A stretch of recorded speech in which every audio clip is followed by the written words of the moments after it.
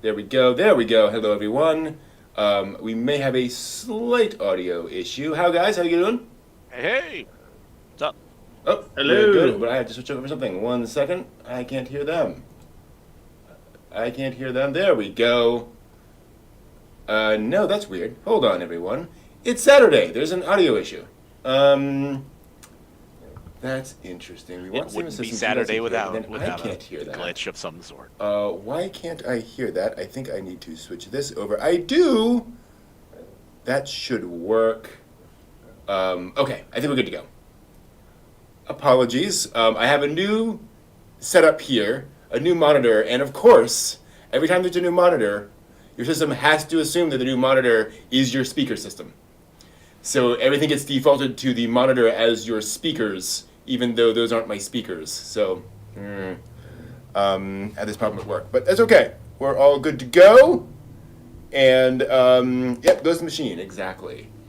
So, hello all. We are here to talk about Princess Mononoke, Hayao Miyazaki's 1997, I believe, anime film, which is quite a movie. We will have a lot to talk about tonight. First off, just kind of, what are your all's experiences with Princess Mononoke up to this point in your lives?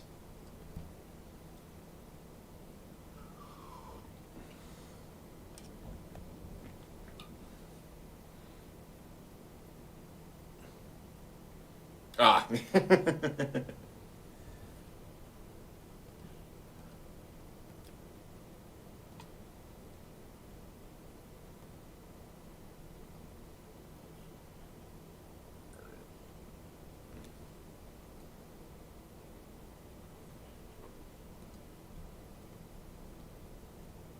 Mm. Yep.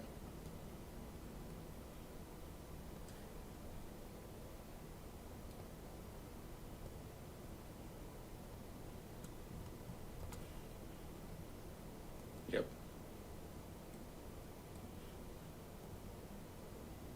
It is. It is definitely longer. Sorry, we're having another audio issue. The computer decided to have an issue. That's weird. It was okay for like 3 seconds, then it suddenly kicked out. Um, why isn't it? One moment, please. Again. Well, let's try that. Will that work? I don't. That might work. Can you guys please talk? Hello, my baby. Hello, Okay, my sweetheart. there we Hello, go. my ragtime gal. That Hello, works. darling. Hello, my ragtime gal. That's weird. Okay. Sorry about that. Kiss by wire. You are my heart's desire. Oh, my fuck is that? Yeah, okay. If you refuse me, darling, And you'll we look do at show me, together and we as left well. alone. Oh, baby. All right. So, Now that the song and dance is out of the way, Steve, what is your experience with Princess Mononoke? Let's do that again. redo. I will just recap that the first time that I had watched it, I was drinking malt liquor, so I didn't remember much of it. Second time I watched it, which was this time around, remembered the bits and pieces I remember of it, but I enjoyed watching. And I know I'm gonna have to watch it again a couple more times because there's a lot to this. To the point where like I just gave up on trying to do this because after a while I was just like going, I'm not gonna remember any of this. So I'm just gonna have to keep watching this over and over and over again. But it is an enjoyable one. Like I said, it would surprise me because we've been watching movies that were between 80 and 90 minutes long usually. So when this one popped up at was it 2 hours and 15? Something like I was that, like, You 10? it's a movie. Yeah, So, Miyazaki had the bucks. Yeah. And apparently So, the time. How long did this take to produce? Ooh, years. Yeah. Yeah. JJ, how about you? Jeez. I think I saw it when some of the first Miyazaki stuff showed up in theaters. Mm-hmm. Eons Nice. ago. Wow. So it was, pretty impressive. Yeah. And then this time around, it was an opportunity to sit down and like pay attention to a lot what was happening, to stop being, gobsmacked with it, going, oh, wow. Yeah. Sort of like when we rewatched, we're watching Akira and stuff like that. We watched it a number of times where you're like, you stop being wowed by it, and then you can start being critical with it. Exactly. Thus basically ruining the entertainment value. Hey. Yeah, I've seen it a few times, quite a few times at this point. I should also say I've watched some of Toshio Okada, the Ota King's analysis of it, so I'll be bringing some of that as well.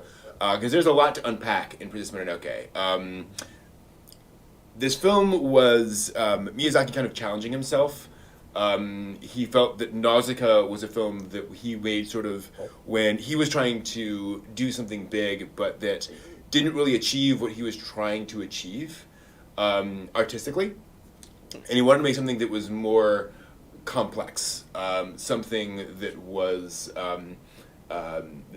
incorporating a lot of what he learned as a filmmaker since.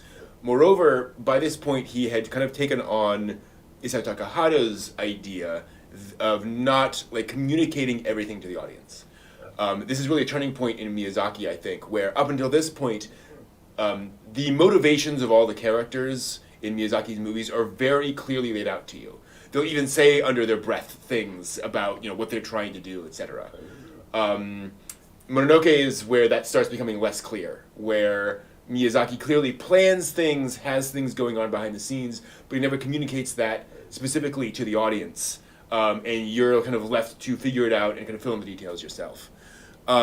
Starting with this image here that I'm showing, which is the title sequence from the movie, which is itself kind of complicated because this was not the title Hayao Miyazaki wanted for his movie. This was not his plan. Toshio Suzuki did not like the original title. He wanted to title it Princess Mononoke, whereas Hayao Miyazaki's title was The Legend of Ashitaka. Because this is Ashitaka's story, really, and he felt that Princess Mononoke makes it sound like a romance movie. But apparently Toshio Suzuki disagreed. They argued, and then when they went to announce the movie, Toshio Suzuki just said, and I'm here to announce the next movie, Princess Mononoke! And just preempted Hayao Miyazaki! And just announced that to the world, and so that had to be the title. So yeah. But also importantly, this image. I know it's hard to see here, and actually I can probably expand that a little bit. I'm just going to fill our faces here for a second with this image, which you see is the title, and it's got this stuff behind it. And it's obviously like pottery of some kind, right? And it has this design on it. Can you guys tell what that design is of? Because I had to have Okada point this out to me. It's clearly sort of a vaguely humanoid figure. There's a head, and then there's something else going out from it. Is it a phoenix or something? Looks kind of like it. It's actually kind of reminiscent of the angel in Nausicaa, right? That thing. And obviously this is kind of reminiscent of that. But more specifically, I think what this is the great forest spirit when all the tentacles are coming out from them. Oh. Right? Okay. Rendered in pottery. And here's what's important about that. In Jumon pottery. Yes, exactly. This is Jomon pottery, which is the Really? pottery. Yes. This is the style of Jomon pottery, Hey! which is the pottery of Ashitaka's village. Oh. Right. Which means they find out what happens to Ashitaka. Right? The story does make it back to them. Okay. And that is something kind of in the movie that gets kind of dealt with over the course of the movie. And the movie very much starts with this whole thing of just introducing the forest, right? And introducing. And I should also point out, the first tree that we see destroyed in this movie is destroyed by the boar god. Right? It's not destroyed by a human. It's initially that. And then we get, oh my gosh, Ashitaka on Yakul. Yeah. And this just gorgeous opening with the forests and we talked before about how a lot of times when animators are making something, they're kind of showing off. If you have the budget, you show that off, and all the dappled color of the light coming through the trees. This is them saying, "We have a budget and we're using it." Gosh, it's gorgeous. Which I had looked when I watched this again. I'm like, okay, when he's on Yakul, I'm like, I wonder. I'm like, dude, did like the Ainu ride, or did anybody who was original inhabitants ride deer? And I'm looking this up. I'm like, no, I found a Buddhist tale of Buddha being reborn as a deer. Right. And it's the story of the Ruru deer, or the golden deer, or the deer of 9 colors. Okay. Yep. And we'll get to that. And deer are also known in Shinto as being messengers of the gods. Mm-hmm. Yeah. Sure. So I'm looking this up. I'm like, this is stuff I never had a clue about. Exactly, and that fits in. Well, and the reason for this, Right. the reason he rides a red elk is because Hayao Miyazaki actually had a problem visually in the movie. Ashitaka is from the Emishi people, which are meant to be one of the original tribes in Japan that were driven out by the ethnically Japanese people as we know them today. If he rode a horse, because he needed to be able to move around in the story, his Japanese audience would immediately code him as a samurai, and he would seem like them. And so he needed to give him a very different mount, a kind of fantastical mount, to divorce the audience from thinking of him as being ethnically Japanese. But yeah, fantastical, but not mythical. Exactly. Necessarily. Yes. And not so grounded in you could ride a deer. Exactly. An elk not or unrealistic. A large animal. Right. Mm-hmm. So Absolutely. it's not like some magical Pegasus kind of creature. Exactly. Around, so. And it's one of the important things about this movie is that this is set in a specific historical period in Japanese history. Like, this is not just some made-up fantastical, fantasy medieval time in Japan. Like, these are carefully researched peoples and places and so forth. Down to the point where, like, when they revealed where where they based the region of Irontown in, folks were like, oh, that makes sense, because the emperor was in Kyoto here, right? And all the little things all kind of fit together. Well, I also think it's interesting that the people in his village, the hats that the girls are wearing when they meet him, that is I understand the Anishi people carry on, but that's also a traditional Korean styled headpiece. Yeah. Mm-hmm. And his sword with the ring on it is also a Chinese styled sword. Mm-hmm. Yeah. So it's very interesting to see the sort of immigration pattern kind of notion that the Anishi would have sort of made homegrown over centuries, but that the origin pieces where they gravitated from through China down through Korea. Yep. And you'll notice they're basically wielding machetes, not like swords in the combat sense. Right. More like Bronze Age weaponry as opposed to which as we well know, swords are elongated knives. Yeah. You know what I mean? It's like you get that technology as it stretches with the material capabilities to end up as a sword. Yep. Whereupon we get the Boar God. And the Boar God comes in. And now Boar God. And now Boar God. And it should be pointed out, and again, we talk about this, about, how much Miyazaki has changed. We get an action scene 3 minutes into this movie. Yeah. Right? With this very clearly delineated, here are our good guys, here's our villain, this needs to be resolved. And boy, is that Boar God a thing. Nagao. It was the original, So, so this boar god is based on a traditional Japanese myth of a boar that was hunted and then was not disposed of properly, and so his spirit then went around and haunted various highways and byways, basically, and killed travelers until someone finally took him down. This sort of evil boar spirit, which is kind of a repurposing of that myth, and in this combat, it's interesting seeing, again, how much Miyazaki is communicating here with things like when the boar god hits the watchtower collapses. These are all realistic things that are happening. Yakul freaks out. Just does not know what to do in the situation, and Ashitaka has to fire that arrow to get him out of his problem. And then you have the fight with the boar god.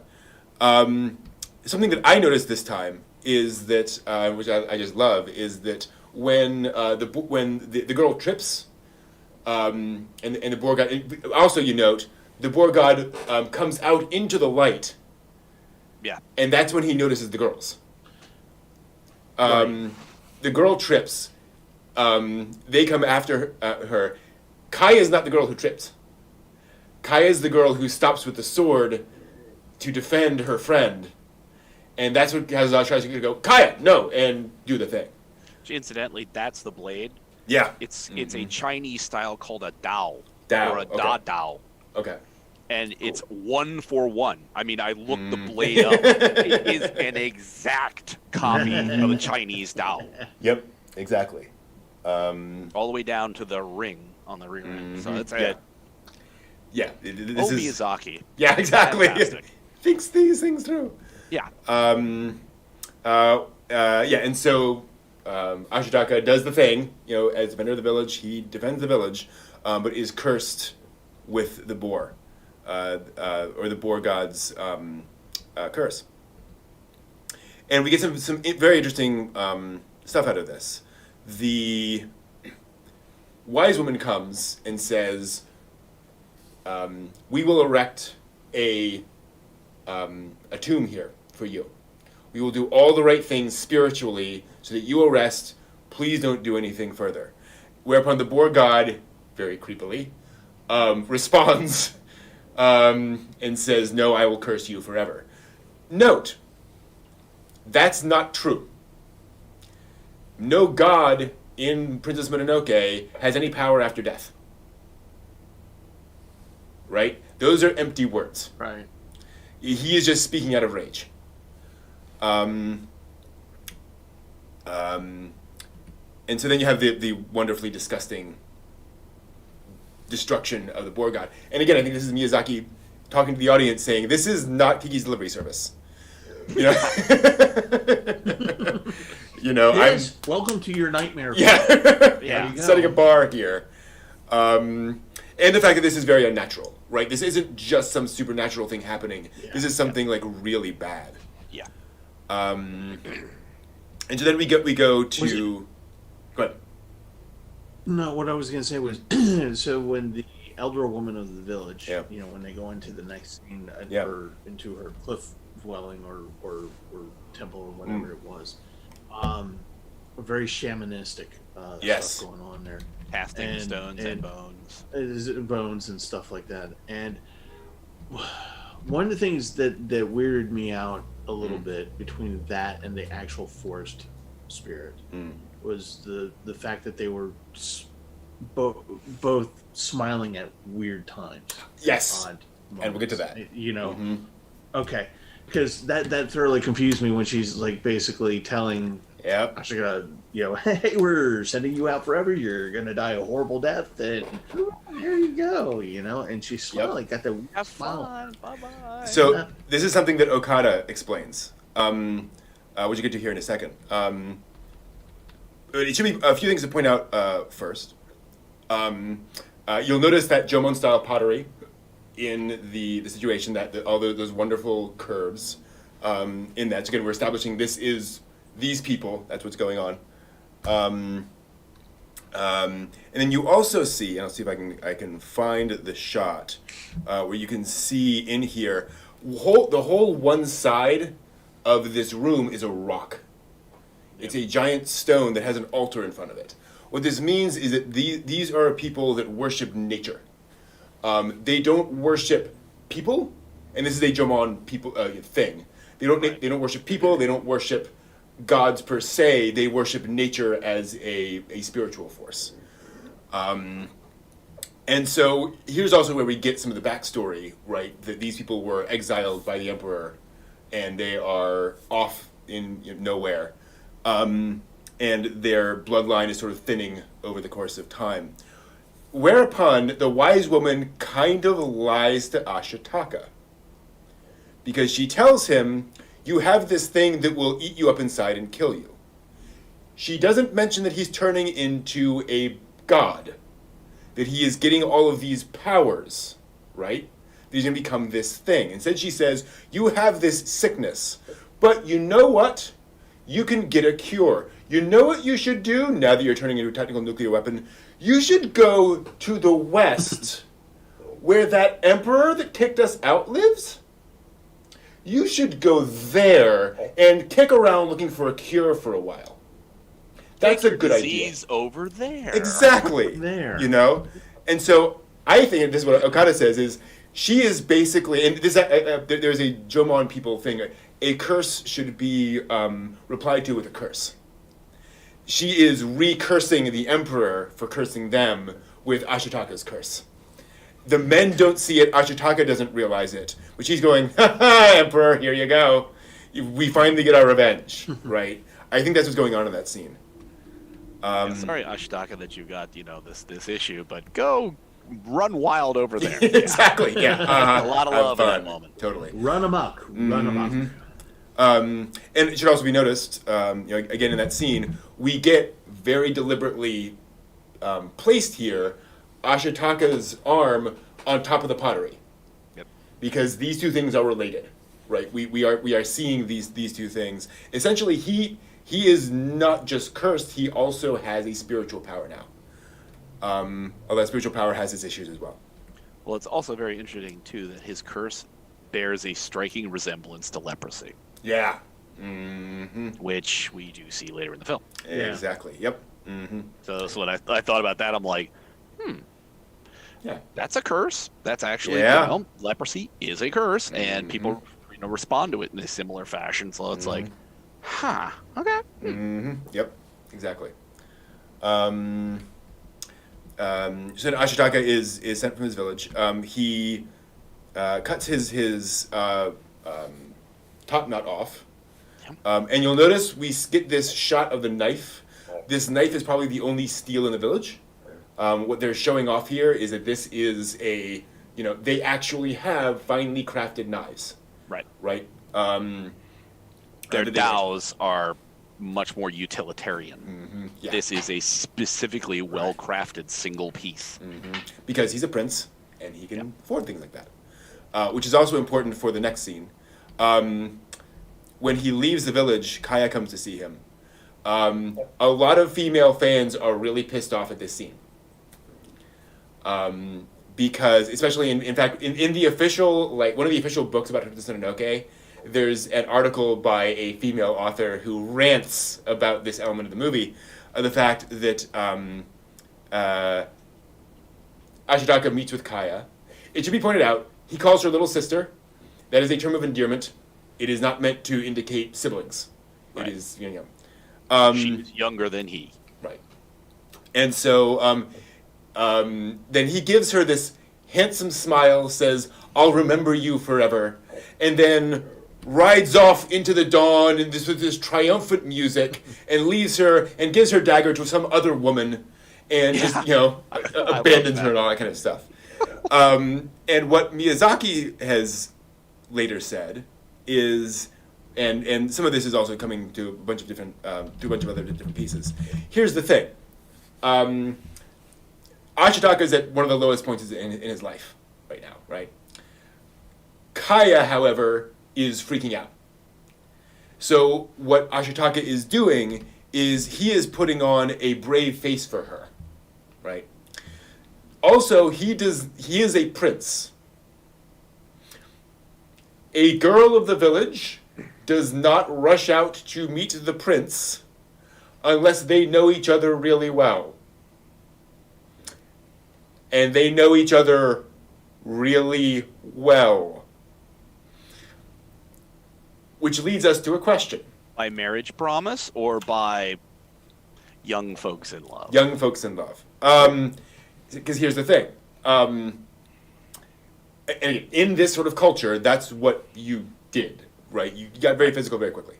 Because why doesn't she say the thing that is in every... it would be the classic romantic response, take me with you. Right? Why doesn't she say, I will go with you? It's because she has to stay behind to give birth to Ashitaka's child. I was just about to say, you're going there, aren't you? Yeah, I think so. I think that's the implication. What? Because that is, again, a thing a prince can do. It should also be pointed out, he never says, the two of us only will be together forever. Princes and kings at the time had more than one wife. They had concubines. they had plenty of women involved in their lives. Well, the 3 girls alone that he's trying to protect from the Boar God, it's like, if you're going to go so far as to say that she's the one that's pregnant, you don't even know if the other 2 just haven't gotten pregnant yet. Exactly. And this is the thing, is that Ashitaka's behavior all throughout the movie is not monogamous. Right? He's not thinking that way. This is a woman he loves. He clearly cares very deeply for. San is also a woman that he comes to care for. Those are not mutually exclusive for Ashitaka. Right. Different culture, right? It's just seen very differently. He shows much more affection to Jarul than he does to... Yeah. And in fact, Miyazaki has said he actually went to the background artist and to Joe Hisaishi about this scene and begged them for the most beautiful background they could paint and the most beautiful piece of music for this moment, because he said, I have put Ashitaka through so much hell in this movie. He is feeling so badly. I want to give him a heroic moment. I want to give him one moment where everything looks awesome. So this is kind of Miyazaki's weird redemption for Ashitaka, to give him kind of a big moment when he is feeling the swell of the music is not to mean everything is great. It means the emotion is swelling up in him. He's feeling everything right now. So yeah, there's a lot going on in that. Well, his inheritance is basically thrown out the door. Yeah. He's going out into the world not as, Prince Ashitaka. He's going out into the world as a guy riding a deer. Mm-hmm. You know what I mean? It's like he is the ultimate outsider to any community that he's going to go into. Mm-hmm. And in those days, if you didn't have the right, passes from the authorities to be passed through territories, you got kind of in a lot of trouble real quick. Exactly. Well, and very early on, you see what? You see this village being attacked. It should be pointed out, classically at this time in history, a lot of villages would be at war with each other. You ever seen some of the samurai? You know the kind of time it is. The fact that these samurai are attacking this village does not mean the village is guiltless. Right? There could be any number of feuds going on. This could be a retaliation for something else they did. So this is not meant to be purely, poor people under attack. This is one of the billions of battles being fought at any given time in the country. And it's very interesting how he doesn't. He tries to not involve himself into it. Absolutely. Like he actively tries to. He sees the battle and he goes, "Okay, let's skirt this." Yep. He doesn't know which side to fight on because like you say, is the village guiltless? Maybe, maybe not. He doesn't have a dog in this fight. You know what I mean? It's like he's got no reason to pick a side. Mm-hmm. Yeah. Like he just needs a road to go down to the west. That's all he needs. And when he is confronted, he's just like he goes, please don't. Let's not do this. Let's not. You do what you do. I'm going to do what I'm going to do. Mm-hmm. And then you get a display of his powers, which really should not have shocked me, but it did. Yeah. After seeing the Boar God, the first Boar God, the nightmare, the tentacles and all that crap. But as he loses, this is where he's also coming into realizing that he has powers with his curse, and just the damage that one little arrow does to the samurai, and the arm just flies off. And it's not just like, my arm. It's like it flies off into the air. You watch it, and it's like, you're just like, Miyazaki is going, put the kids to bed. Yeah. Because that's what this is about, right? Exactly. And, and limbs are getting off and people slowly falling off the horse dead and surprised. And I'm just like sitting there just going, it's a freaking arrow, not an anti-bird. Exactly. Device. Come on, what's going on here? Mm-hmm. But he effectively disarmed the guy, burning it, and the other dude lost his head in combat. But it's and I like the fact that none of it's explained. Right. You know that Ashitaka is cursed, but that doesn't tell you anything. It just says he's cursed. Oh, he's going to die. The elder of the village, he's going to die. And yet you watch this, and you're like, I'm pretty sure that he couldn't do that normally. I'm pretty sure that's unusual. Exactly. And it's like, it takes to, sort of back it up a little bit to be like, what would make him different from trying to shoot the boar god to now? Yep. It has to be the curse. But none of that said.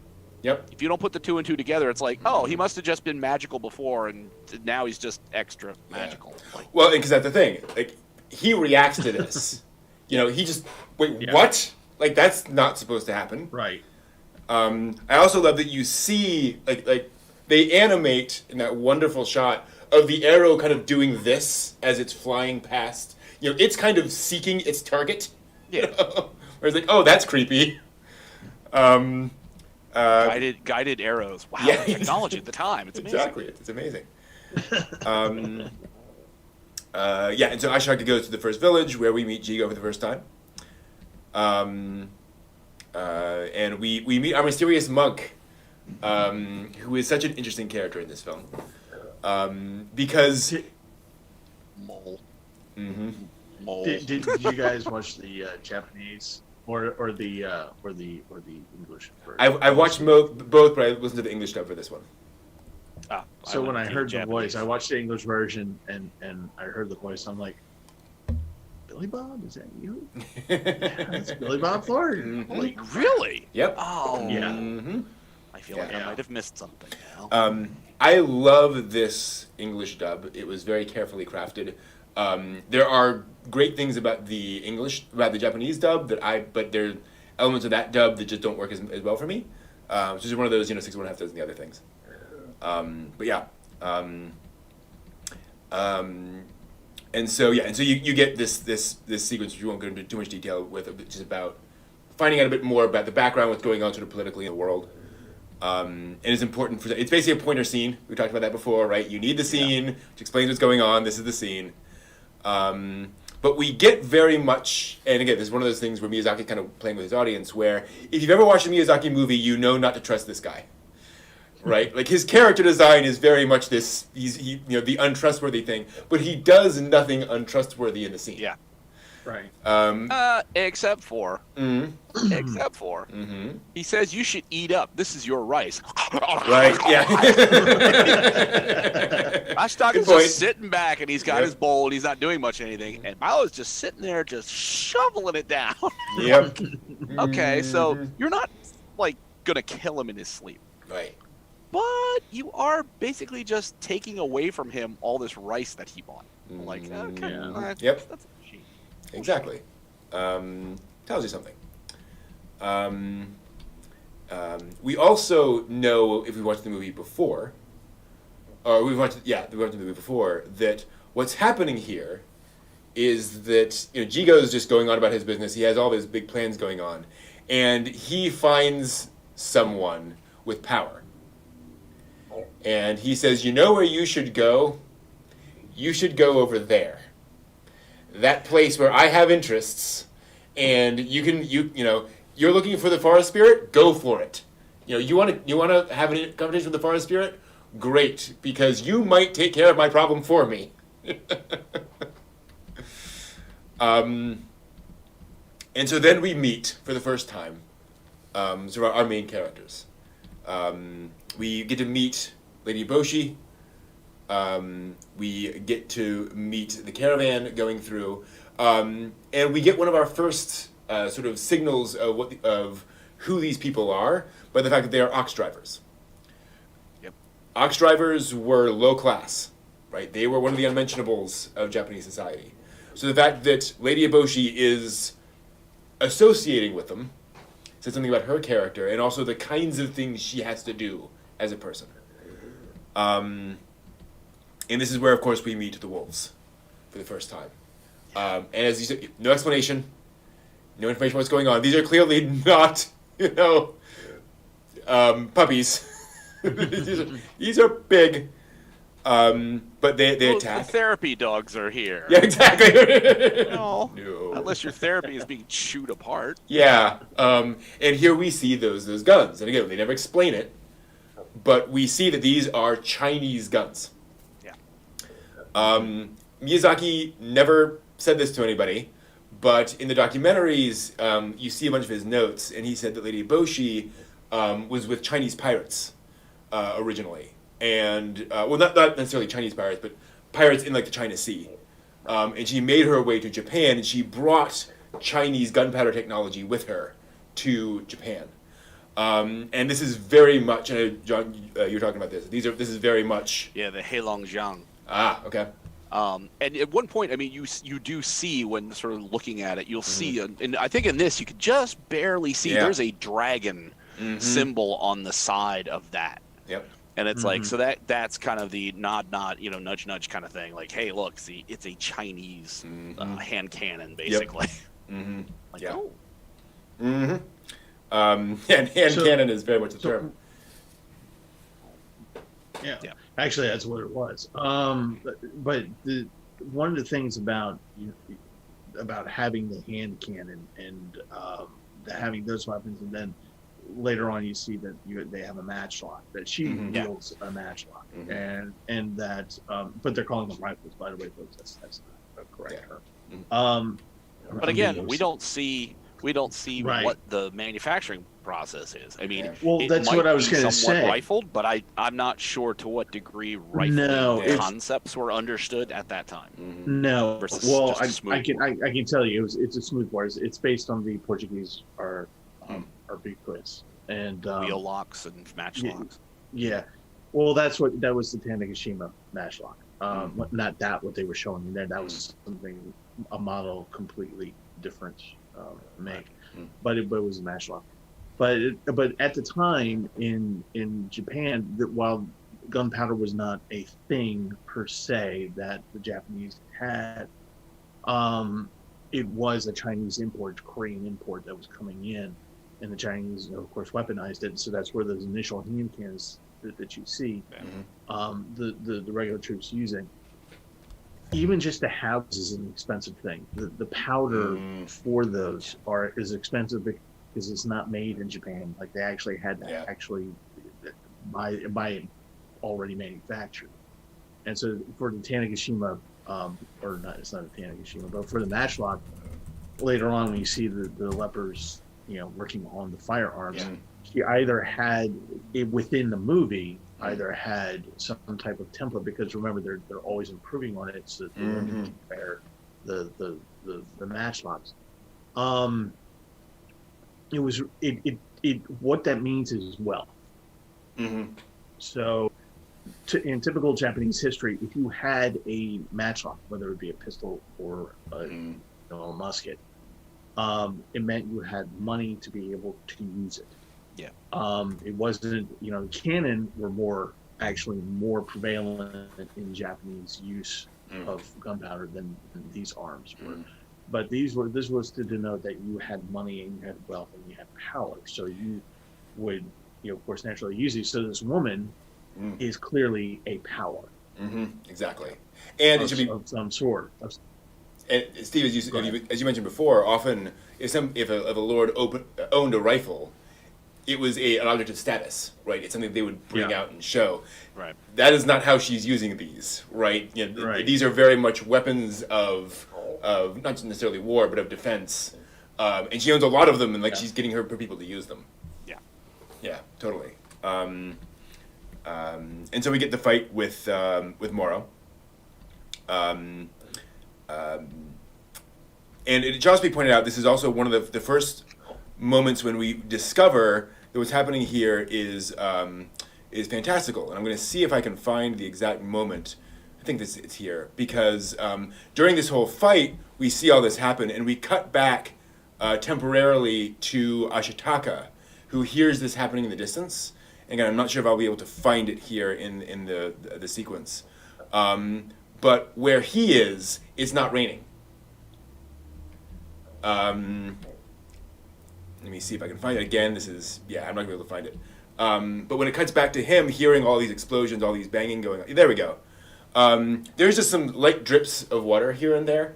Right. So space is different, right? We're in some place where you can hear something that's happening nearby, but, the clouds and the rain are in a very different spot. So these little subtle hints that we're starting moving into a more fantastical land. So Ashitaka finds the people. We have a little respite here. We've been getting a lot of plot, a lot of drama, a lot of dark stuff. That Moro coming at the caravan is terrifying. Yeah. When she's just shoving people past. And Which then is as if San riding the other two wolves was a good indicator of scale. Yeah, exactly. Moro is so freaking huge. Right. She's like twice the size of the oxen. Yeah. That she's just demolishing. She's a giant wolf god. Exactly. Yeah. This is definitely a huge thing. And again, it's one of the things I appreciate about the movie is that you don't see that until she's attacking the caravan. Yeah. You just see this white wolf coming, and then all of a sudden you're like, it's that big? Holy smokes. Yeah. Well, I mean, we should have expected it. Yeah. The boar god Exactly. is freaking huge. So it's like, you gotta kind of expect once you reach a certain level, you're gonna get giant. And Moro definitely is. Yeah. And so we get a moment of levity where Ashaka is rescuing these men, and they're kind of freaking out. But then he sees San for the first time. And we get that moment. And again, this is where I think Miyazaki is sort of thumbing his nose at the audience. Here's our female lead. And the first thing she does, our first view of her, is covered in blood, sucking blood out of a wound. This is kind of anti-moe right here going on. Yeah. And she just rejects him outright. Yeah, that was a great scene where she just turns around and she's just like, blood smeared all over the place. With Like, she spits and she's got that look in her eye, just like, dude, just go. Yeah. Just go. I have no time. yeah, that spot. That's a great capture, Brent. She doing dip? Oh no, that's nothing but blood. Had some thick Kool-Aid there. Yeah, But yeah, and again, you see, from Ashaka's perspective, he's like, clearly I have reached the land of the gods. It's time for me to say, hey, look, I'm not your enemy. Can you help me? To which they say no. well, I like in this too. You have no explanation why, when San's doing this and Ashitaka is like in the area, you notice her vestments go. Yes. Her little earrings. Yeah. And they're doing something that's not wind driven. That's not accidental driven. They're responding somehow in some way, and it's never mentioned how. Yeah. Not a word. It's like wolves don't make earrings. Right. What are those? Where'd you get them? Yes. And that is something that we will find out about later in the movie, because there's a hint dropped about that later on. So we move on. We get the Kodama for the first time, one of the classic anime spiritual characters. Little ghost characters, the Kodamas show up. Little spirits of the forest. Honestly, the first time I saw this film, Yeah. I was like, oh crap, it's really gonna happen now. Yeah. This whole thing, I mean- it's like some kind of evil skull creature and they're all gonna die. Then it's like, okay, what happened? Oh good, that's good. Okay, nothing bad's gonna happen, but they're creepy as hell because they're just like, they're just like, I'm gonna. And you're just like going, why are you? Please stop, please stop. And then hundreds of them appear, and they're like going, hey, we know you enjoy this. Yeah. And they do this over and over again, and you're just like going, oh. Yep. Exactly. If I was the guy with the broken arm on the back of the deer, I'd probably be just like, yeah, I'd be freaking out too. Yeah, exactly. Little teeny tiny dolphins with their little clackety heads. And you're Yep. just like, Yeah. No, please. Yeah. Please no. Please, can I go back to sleep now? And they're slightly rotoscopy kind of look as they're running over the roots and stuff, where it's kind of like, oof, that's just creepy. Does this remind you of any other Hayao Miyazaki movie? Where characters are following a spiritual creature through the forest? Totoro. Going back to Nos. Totoro. Yeah. So we're not going back as far as Nos. I mean, there are obviously parallels, but this is very much Mei following the little Totoro through the forest, right? Little nutsack. Exactly, and then, but yeah, it is very much that, to the point where they go into a giant tree, right? It's clearly kind of mimicking that thing, and again, we'll get to more of that later on. Whereupon we get this scene, and this is where I fell in love with the movie. I was blown away by it, but this is the moment where it just becomes sublime for me, when Ashitaka sees the Great Forest Spirit for the first time. In this beautiful glen out of nowhere. And again, Miyazaki not explaining anything. Yeah. Many other filmmakers, Ashitaka would be monologuing throughout the entire thing. He'd say, well, this must be happening, this must be happening, what's going on? And he says a few lines, but it's very much just, okay, this is weird. Oh, there's a thing over there. And we see the Great Forest Spirit. And again, because of course, and I should also point out, we have the longest pan in animation history. Again, possibly just beautiful forest, yeah, beautiful scenery. Showing off a little bit. But again, I think a lot of other filmmakers, you have the Great Forest Spirit. Great. No, you just saw it. That's it. Right? We don't have a big confrontation scene. We don't get to move this forward. This is what most people's experience is like. Maybe someday at some point you glimpse it through the forest. That's it. Yeah, you don't have the canopy open, a giant ray of sunlight or a giant column of sunlight, and this thing walks into it. You go, oh my! It's nope. It's just sort of kind of incidental that it happens to be there. Yep. You see it. It goes. Exactly. Takes a look at you and goes, yeah. Okay. Yeah. Also, did you notice all the other deer are male in this? They all have antlers going through that. Male deer do not normally, interact with each other. Right? They have their own things. So again, supernatural things, strange things happening. And there's Sasquatch in the very far back. Yes. You look to the right. Mm-hmm. Yeah. But then Ashitaka's curse response. And we realize, oh yes, things are connected here. And so then we go to Irontown. And I love how Miyazaki presents this, that he really presents it from Miyazaki's perspective. From Ashitaka's perspective, where the ox drivers are jubilant, and Ashitaka's like, what the hell is this? What's with all this smoke? Exactly.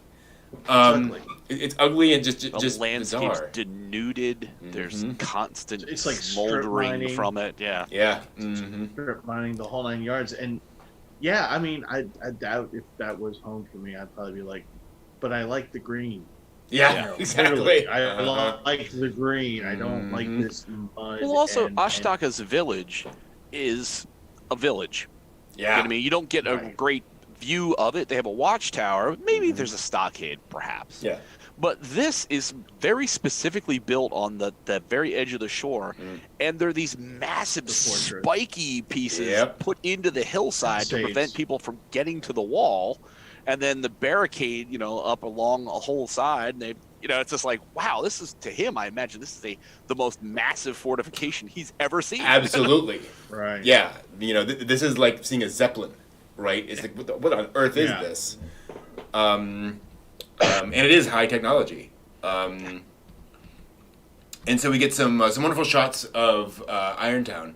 By the way, something in this which we'll get back to later. We get a lot of shots actually of various people in Irontown, and all sorts of folks coming out to see things. There's one thing you don't see in any of these shots. That's in every other Miyazaki movie and is in other shots of villages in Princess Mononoke. I did not notice this until Okada pointed out to me. Pets. Kids. Kids. No, there's... Yeah. Weren't some of those people running around children? I thought... There's not a single child in Irontown. Oh, wow. Yeah. So we'll get back to that in a second. So they come out, and it's a frontier town, right? This is not a place to raise kids, in fairness. So Ashitaka comes in. We get again, a bit of levity with Kuroka's wife coming out. Wonderfully played here. And you get a sense, again, of this, and we've talked before about Miyazaki being an old communist, an old leftist, and we get the sense that this is not a dictatorship. When he starts talking to the people around, when you first see Irontown, first you notice it's ugly. You see the hills around it, very worked over, strip mine, the whole 9 yard, and you have the people in sort of system going on where women are at the forefront, but the women are also working, and at first you feel like, oh, this lady, this woman who's in charge of everything is abusing these women, right? Forcing them to work the forge, and then you come to find out, no, this is our job. Yep. We would rather be doing this than being prostitutes. Yeah. And we would actually rather work to earn our pay, and then everyone's in it together. Then I'm just like going, oh yeah, Miyazaki was the leftist, and now I'm being. Welcome to the workers' utopia where everybody has, relative equality. Yeah, exactly. There we go. And so the big forge reminds me of the Stalin projects that he used, the people's projects. Yes. Where we're going to put like 100 million people to this big factory, one big factory making this one thing. Mm-hmm. And that's how. Then we're gonna have another factory making this other big. It goes on, but that's where literally you're smacking them with a stick. Yeah, and Toshio Okada believes that Lady Eboshi is inspired by Chairman Mao as this revolutionary leader who was very much about giving this ideal life to the people, but it didn't quite work out so well. Great leap forward, right? Technology, to the people and get people running headlong into the future, and starving tens of millions of millions. And Ironworks being a central part of that. Mao really wanted to say, we will beat the UK in steel production in 15 years. Everyone's going to work in iron, and turns out not everyone's good at doing that. Turns out you need to grow things like crops and feed people. Strange. Because collectivized farming, when you just bang it out one day, is a great idea. It doesn't quite go like that. Yeah, but everything's fine. Thank you. Everything's great. Yeah, everything's fine. Yes, Chairman. Yes, everything's fine. Yes, we see all this happening. And then Ashok is brought into Lady Eboshi's little private garden. And again, I love Miyazaki setting all this up. We're like, okay, yeah, Eboshi, dictator for life, right? Like, clearly this is what's going on. But then he walks in, and first off, you got to know what this would smell like. This room. Yeah. It's full of lepers. And well, can I ask a question as a sort of a hidden nod and a wink? That Ashitaka is invited into Lady Eboshi's private garden. Ah, yeah. Mm-hmm. Probably. That kind of had occurred to me. It's like she brings the stranger in to get to know him, and I'm like, okay, just walk by this. Walk by it. There's a greater plot issue going on here. Just let the private garden go. Yeah. Uh-huh. No, there's definitely some symbolism there. Yeah. And as we pointed out, like, this is people, other people react and say, wait, really? Like, he's able to, you're inviting him there? So this is clearly not something that most people can do. And in fact, it's guarded with a guy with a spear and a gun. Yeah.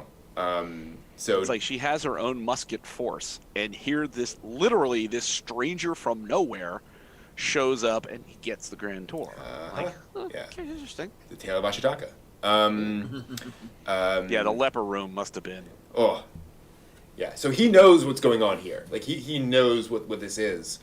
And when the lepers are immediately like, no, you can't judge Lady Eboshi too harshly. She's the only one who took us in, the only one who took the women in.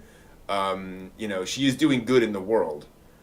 With firearms. With firearms, yes. Yeah.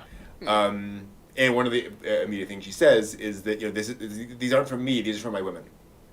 So the women can defend themselves, because they can't defend themselves with swordplay, but they can with guns. So it's this fascinating sort of feminist, argument in a real way. And then you get the scene where Ashitaka tries to kill Lady Eboshi. And this is where you realize, oh, well, not necessarily real, but this is where the curse starts to become a thing, right? Yeah. This is not just a neat power he has. This is something he is actively having to push back at all times. Yeah. Because it can take him over. And as he says, you know, if it would lift the curse, I would kill you, but it won't. This doesn't solve anything. And he's right. After some of the hand flipping stuff. Love that. Ash and the Evil Dead. Like, Yeah. oh, no! If only they had chainsaw technology then. Katu, Barada. Did you say the phrase? Yeah, mostly.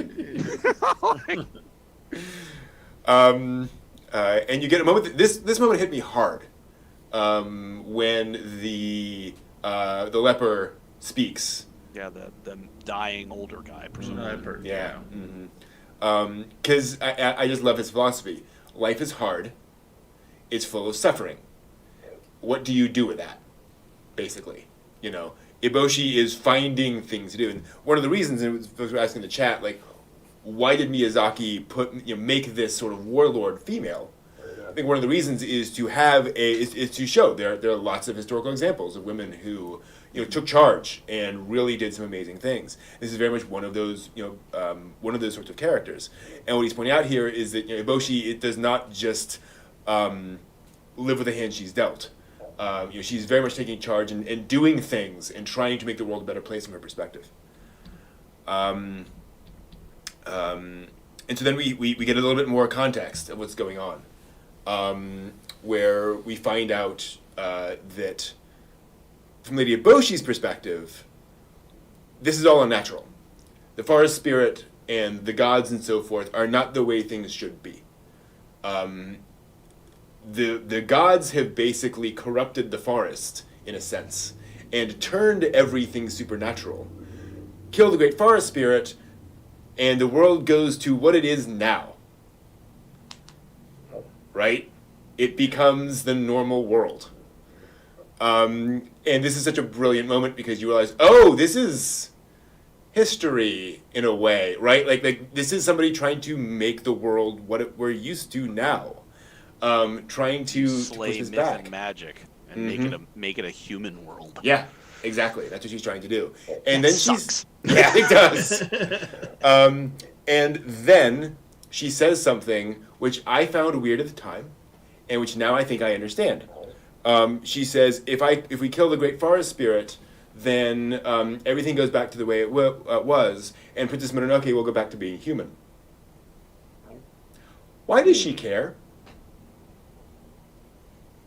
Why would she point that out? Because the hell that San is visiting on her efforts to get rice and supplies into her ironworks. But why not and Moro? If San, well, but if San goes back to human and there's no more gods, San can't do anything. Yeah. San loses her ability to affect Eboshi's operations. Or is San her daughter? I don't know. Yes, that is what I think. Yeah. Because, and we're going to jump forward here a little bit. Yeah, when you talk about San. Yeah, something very interesting happens later in the movie. A lot of interesting things happen later in the movie. When San attacks there we go. Irontown? San attacks Irontown. Notice something that, again, what does Lady Eboshi not do in this fight? She never attacks. Yeah. She also smiles throughout the entire thing. Getting back to the weird smiles. Lady Eboshi isn't cruel, right? She's never shown to have this sort of cat and mouse perspective on things. Why is she smiling?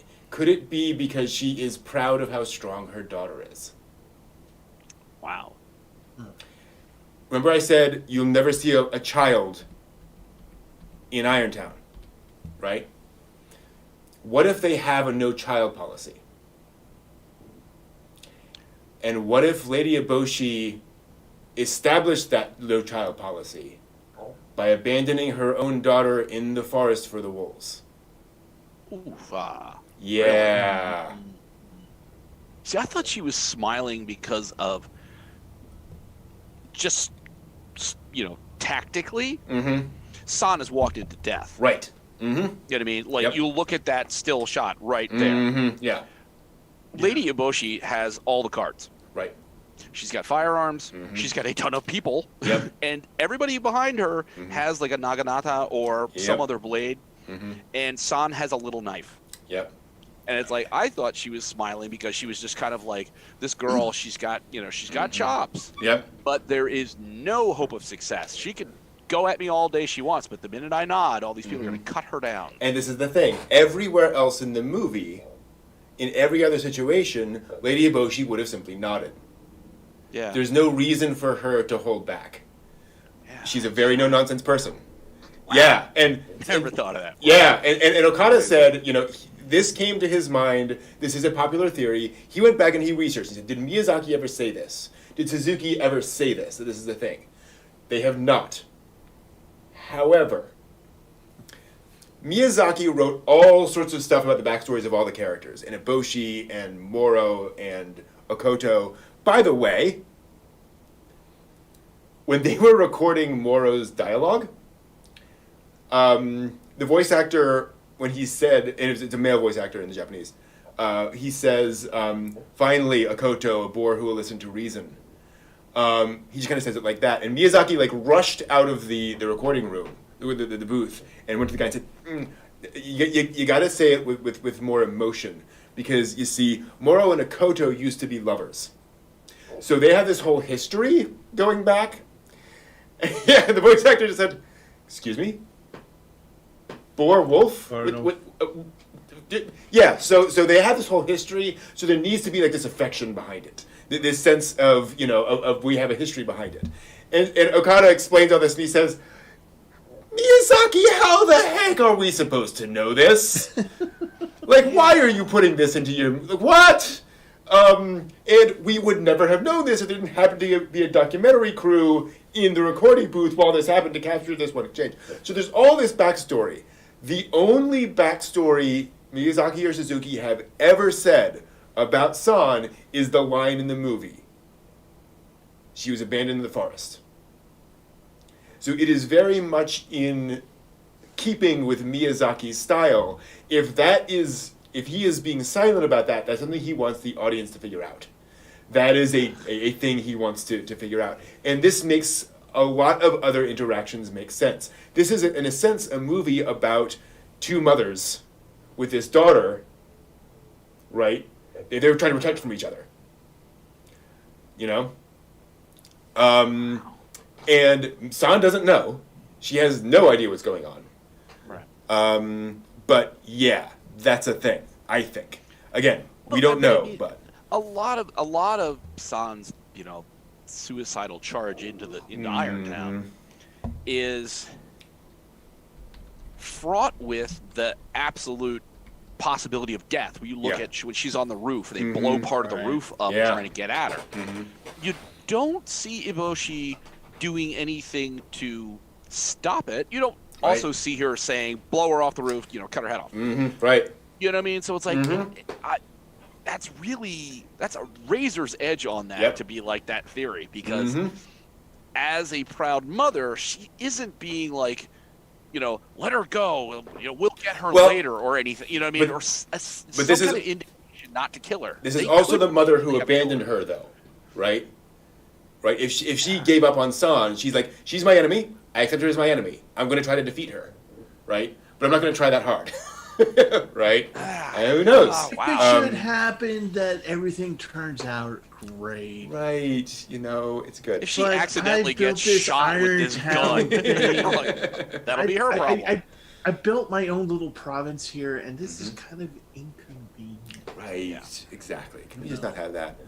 And this is actually one of my favorite scenes, in cinema, when Ashitaka steps forward and bends the sword and then just stops the fight, just cold. Yeah. And again, this is not a good moment for Ashitaka. He is letting the sickness grow through him. He is becoming the boar god, basically. Yeah. That is happening to him. And he's letting it happen because he needs to send a message. So as heroic as this is also a bad sign for Ashitaka. Because he's giving into it, if you will. But it's this great, like, who is right here? You know? It's a classic third choice where he comes in and he's like, you're both wrong. You both need to stop. But also, like, there's no solution to this. Well, it's also interesting that from his perspective, he already knows he has a very limited time to live. Yeah. So he's struggling with this, and at this point, you know what I mean? It's kind of like he's letting it unleash a little because you get the sense like he's getting to the point where he's seeing more and more and more. So, you know what I mean? There's a lot of reasons to not keep holding back and keep staying separate. Yeah. There's a lot of reasons to just go for it because you're going to die. Right. You know what I mean? And that's the inescapable in his mind. There might be a cure, there might not, but you know what I mean? You're going to do the thing. I mean, so go forward. As he carries Son out and he gets shot. Yeah. You know, he gets shot and he's just like going. It keeps moving. He just he holds her and then he goes up to the gate and then the two men there who are grateful to him are just like, dude, don't do this. Yeah. And he's just like, no, and then he just uses the power. Yep. Shot with the right arm, with the powered arm, right? Yeah, right. And pushing it open, shot, carrying somebody. This is the god at work. And where he shot, it looked like it lunged him. Yeah. I mean, that's like he should be on the floor. Yeah, I mean, that would have blown out his scapula straight through his chest cavity, and where that exit wound is lunged. And you generally just don't push giant multi-ton doors after you've been lunged. Right. Well, like Lady Boshi says, it'll do more than that to kill a god. Yeah. Right? And that's what's happening. He's turning into one of those. But it's a great scene. Partly because, again, he is no longer using his powers. He is just using his powers to calmly leave. Yeah. And just not cause any more problems, if you will. Because when San bit him and his arm looks like it has eels glued to it. Again, there's the knowledge that there might be a cure, the knowledge that he's going to die, and he still makes the rational choice not to be like, I'll just go bananas and let it go. Yeah. I mean, he's still got enough control to it to dial it back in to just leave. Yeah, absolutely.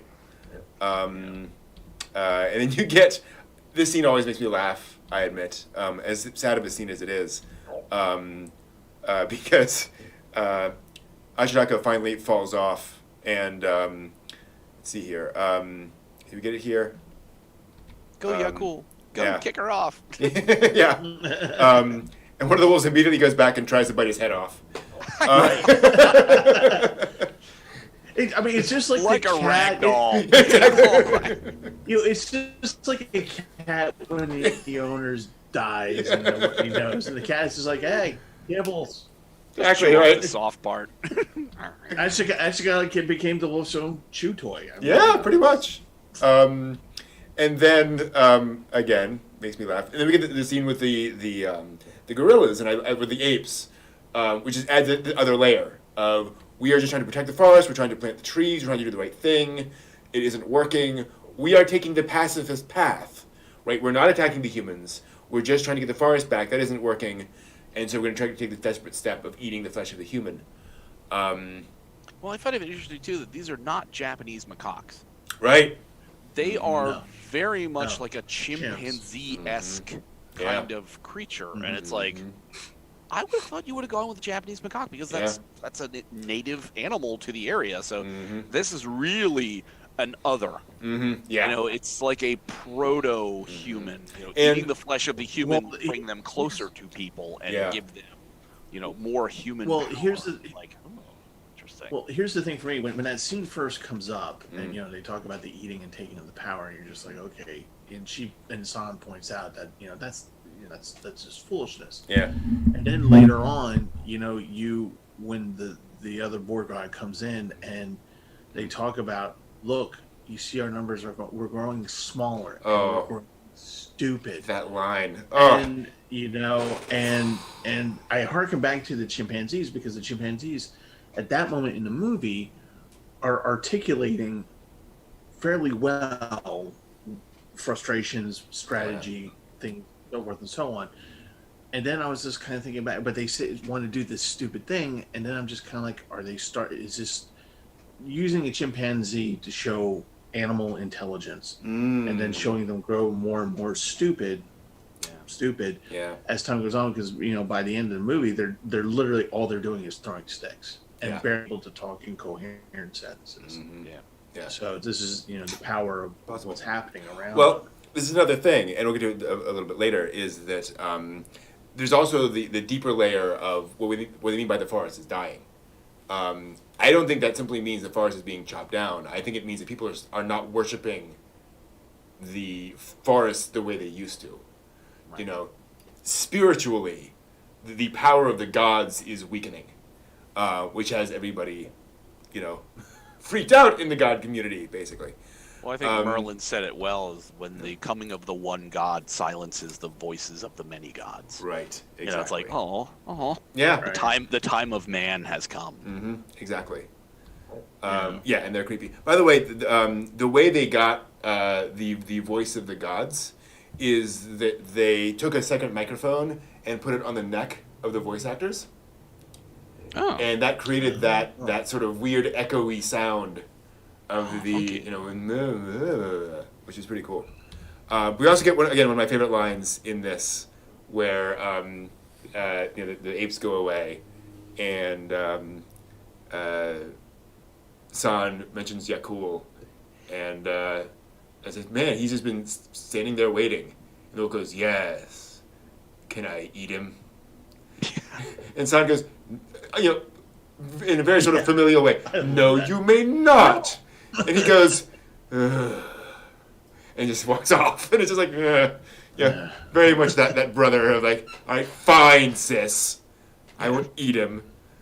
And I just love the Yakul, that one shot where he's just standing there in the shadow of the rock, and Yakul is just standing there watching, like very patiently. Yeah. Like, oh. Well, and I talked on one of my panels about the fact that Yakul is this very interesting character, in a sense, in the movie, and that he is this completely domesticated animal that also serves a very important role, right? Like, we would think in a movie like this, it's about independence, it's about, gods and so forth.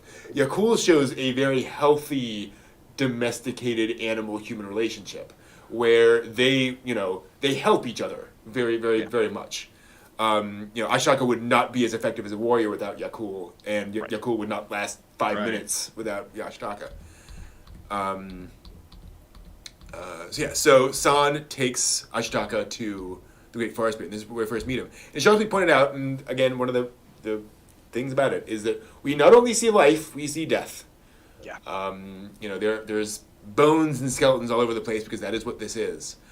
And we finally meet the Great Forest Spirit for the first time, who is very much based on... Well, we see the Nightwalker first, then the Great Forest Spirit. And we got all this stuff. I forgot about all this. Hold on. Yeah. Is there any description as to why San pulls the twig? And sticks it over Ashitaka's head? Mm-hmm. Because I've always been curious about that, and I forgot to look it up. Mm-hmm. So why is that like a thing that's an indicator? What plant is that? Is it a specific plant that draws the attention? We're supposed to know that? So I don't think so. I think what's happening here is that San is leading Yakul with the plant. Because she gets into the water and she offers it, and Yakul comes after the plant. Okay. And so she is basically, nicking that and using it to pull him over. However, when she goes tells to the him other he side, can't go on the island because he'll die. So he just stands there. Right. Mm-hmm. Right. But she needs to lead him across so she can get Ashitaka across. But then she plants it to indicate, I'm not throwing this away. Right?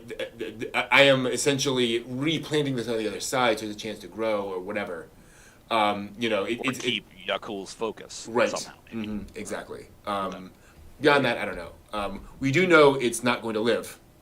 Because the Great Forest Spirit comes in.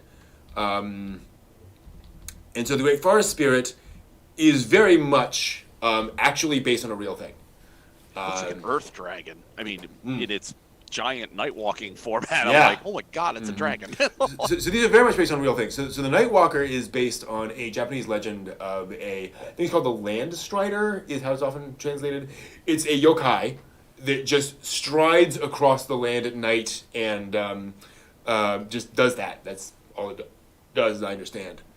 Does it interact, or does it just stride? And it just strides. It just walks.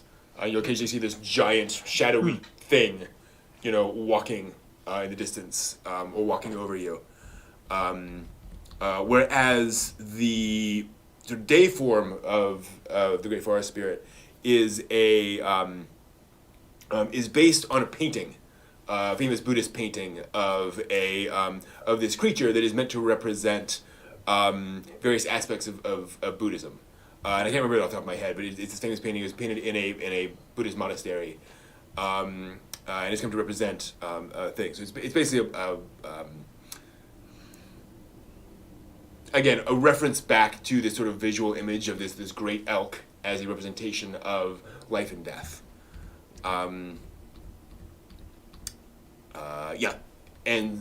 here we start getting more plot with Akoto showing up.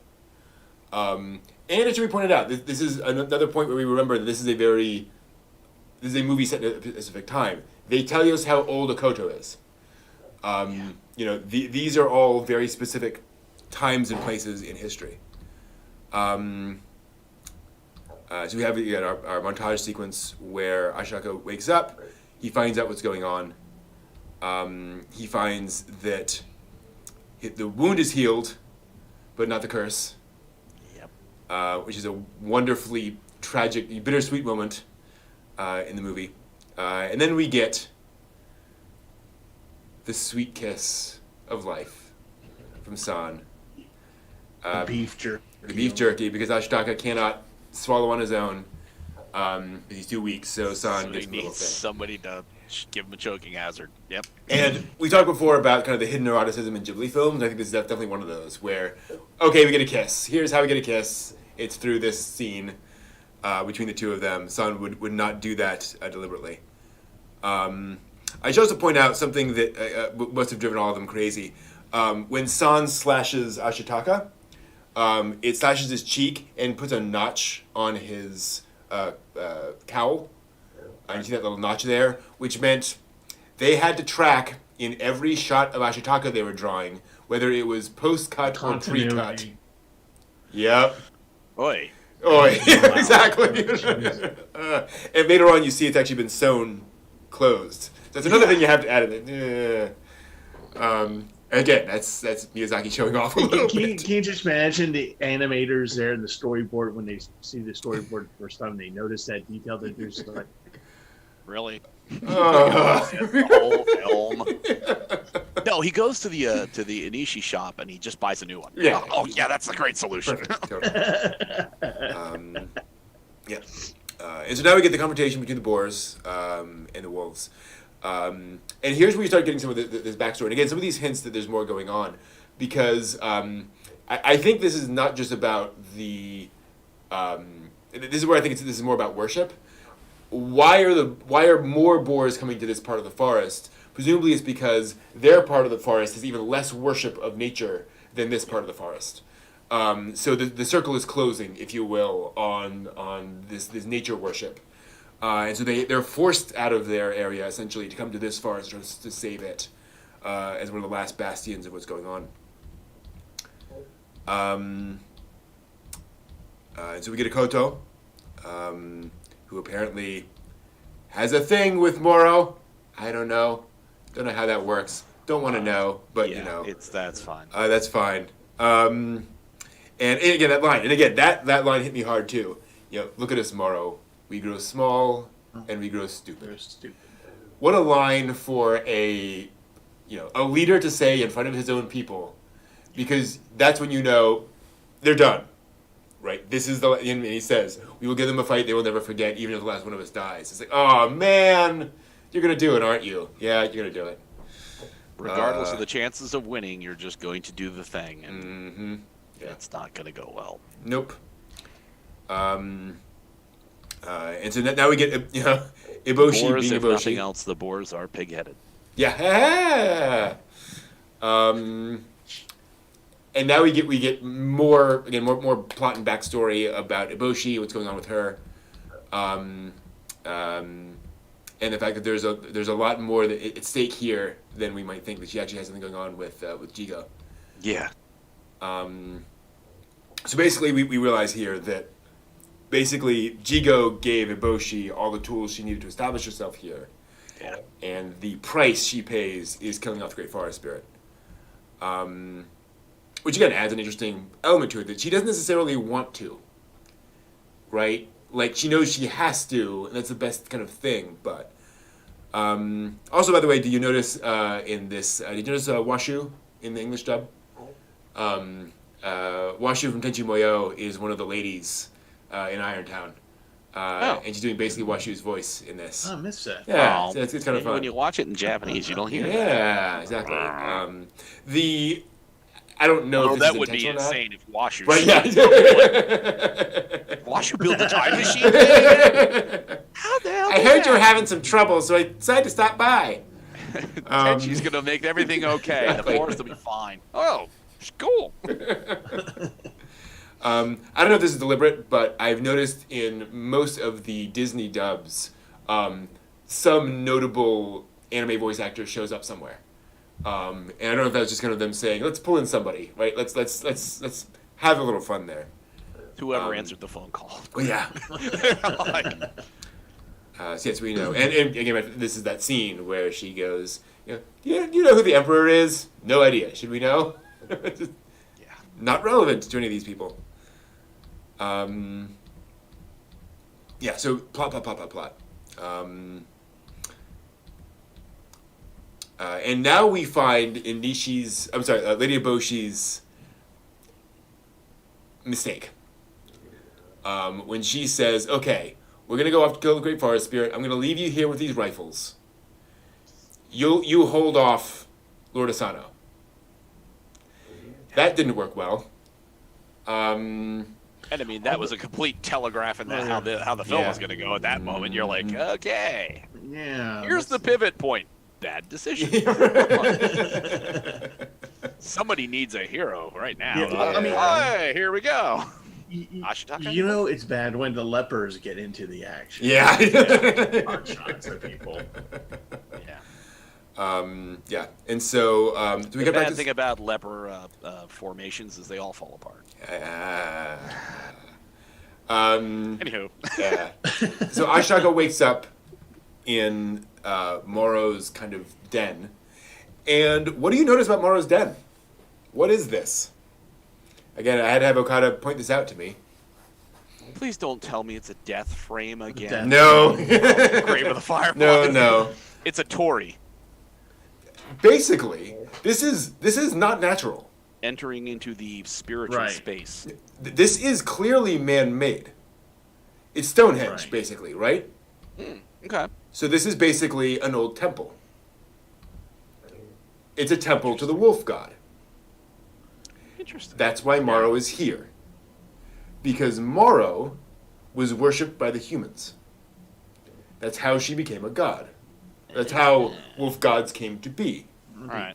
And so she is still hanging out because she still has an affection for humans. Hence her adopting son. Exactly. And not eating her. Yeah. But it's interesting that she has that conversation with him when he walks out in the night, and it's just that beautiful valley look. And as he's walking toward on that ledge there which is that actually perfectly looks level like it's ledge. cut. Yeah. Unnaturally so. And he's walking out there, and he's walking out there, and I'm like thinking to myself, going, God, he's gonna jump, isn't he? And then she says, you might as well jump. Yep. Just go ahead. It would just solve everything right now. And from her perspective, it really would. Yeah. In terms of song. Mm-hmm. And then, have that wonderful conversation between the two of them. Well, and that's another interesting thing here.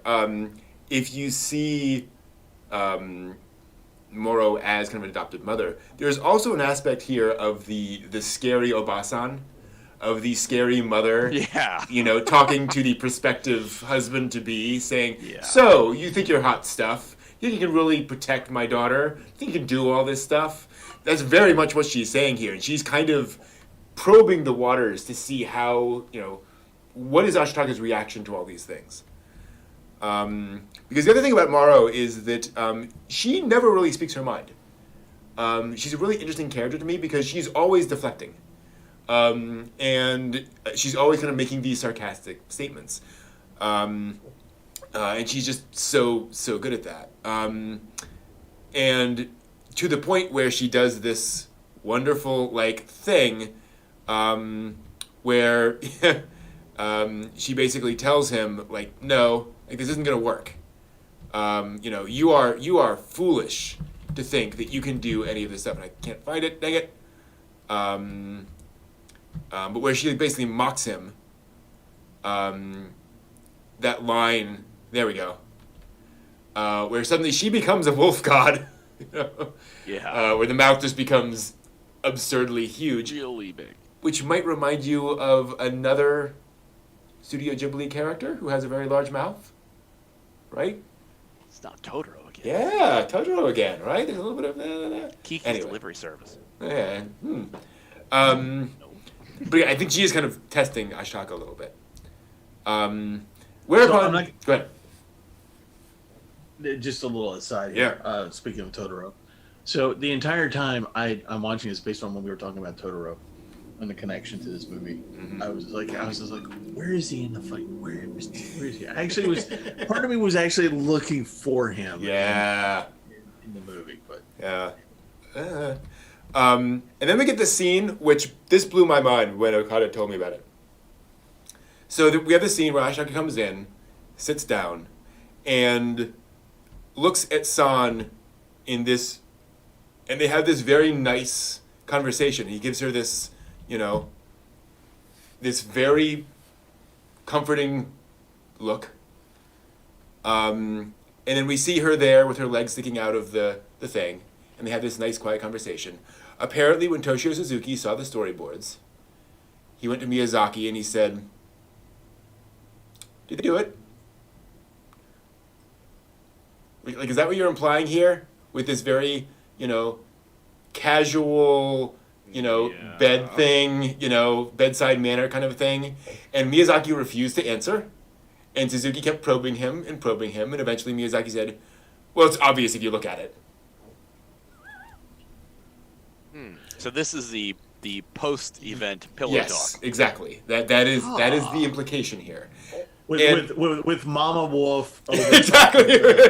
Yeah.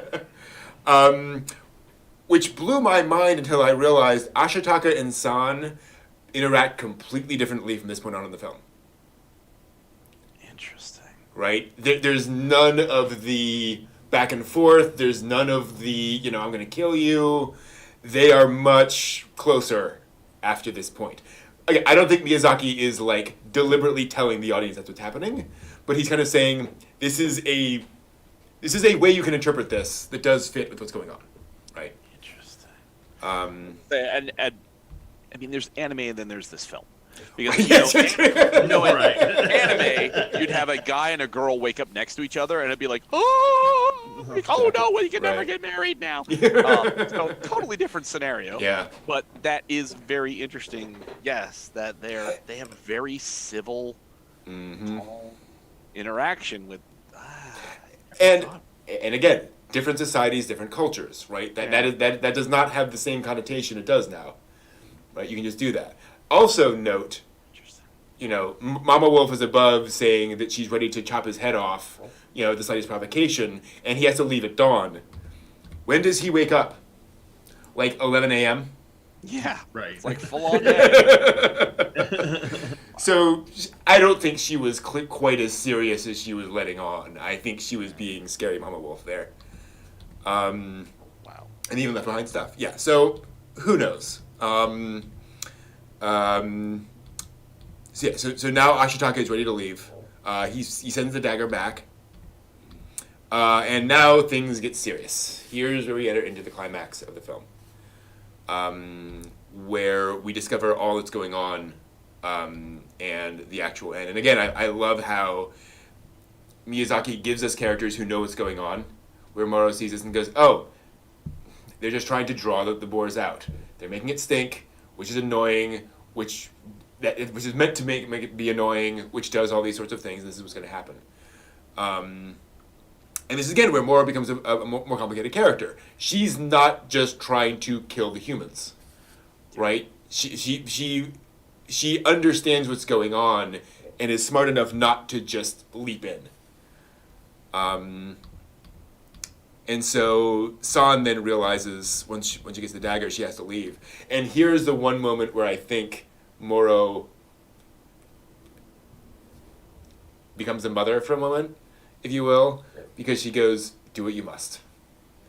And lets San leave and is like, okay, child, it's time for you to be an adult now, if you will, and leave the nest.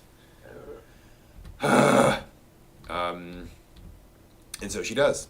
Well, this is the thing I kind of wonder, thinking about all the discussion about, the spirit animals are all getting dumber. Mm-hmm. Their time is beginning. The sun is beginning to set on their time. Yeah. That Moro stays more lucid. Yeah. I think because domestication of the dog didn't make dogs dumber. Right. It made them used to us, and it made us used to them, so that we could, like San and Moro, can work together and to do things cooperatively. Exactly. Wild boar are intensely dangerous and intensely smart. Yeah. But a domestic pig is far less dangerous and far more docile because it needs to be so we can feed from it. Yep. So you're getting the boars charging in because they're getting dumber as the process is going along, versus more still able to stand back and be like, okay, I kind of get the human thing because I kind of get you, San. Yeah. I kind of get how this works. I see what's going on here. I'm not having part of that. You know what I mean? It's like, it's a great point. Interesting. Yeah. And it's justly pointed out, where's the bird god, right? Yeah. Like where are all the other gods of all the other animals? These are the only ones out left. Not to be involved. Right. Well, and think about it too. Do the apes show up? Right.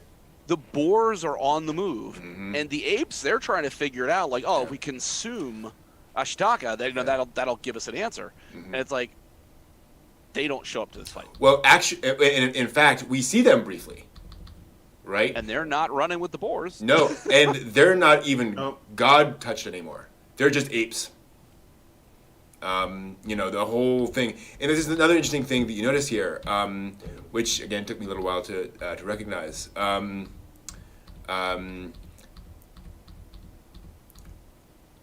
not even seeing the red eyes anymore, right? These are just boars. They're obviously influenced by the god and so forth and so on. But even that is starting to die out as this goes along.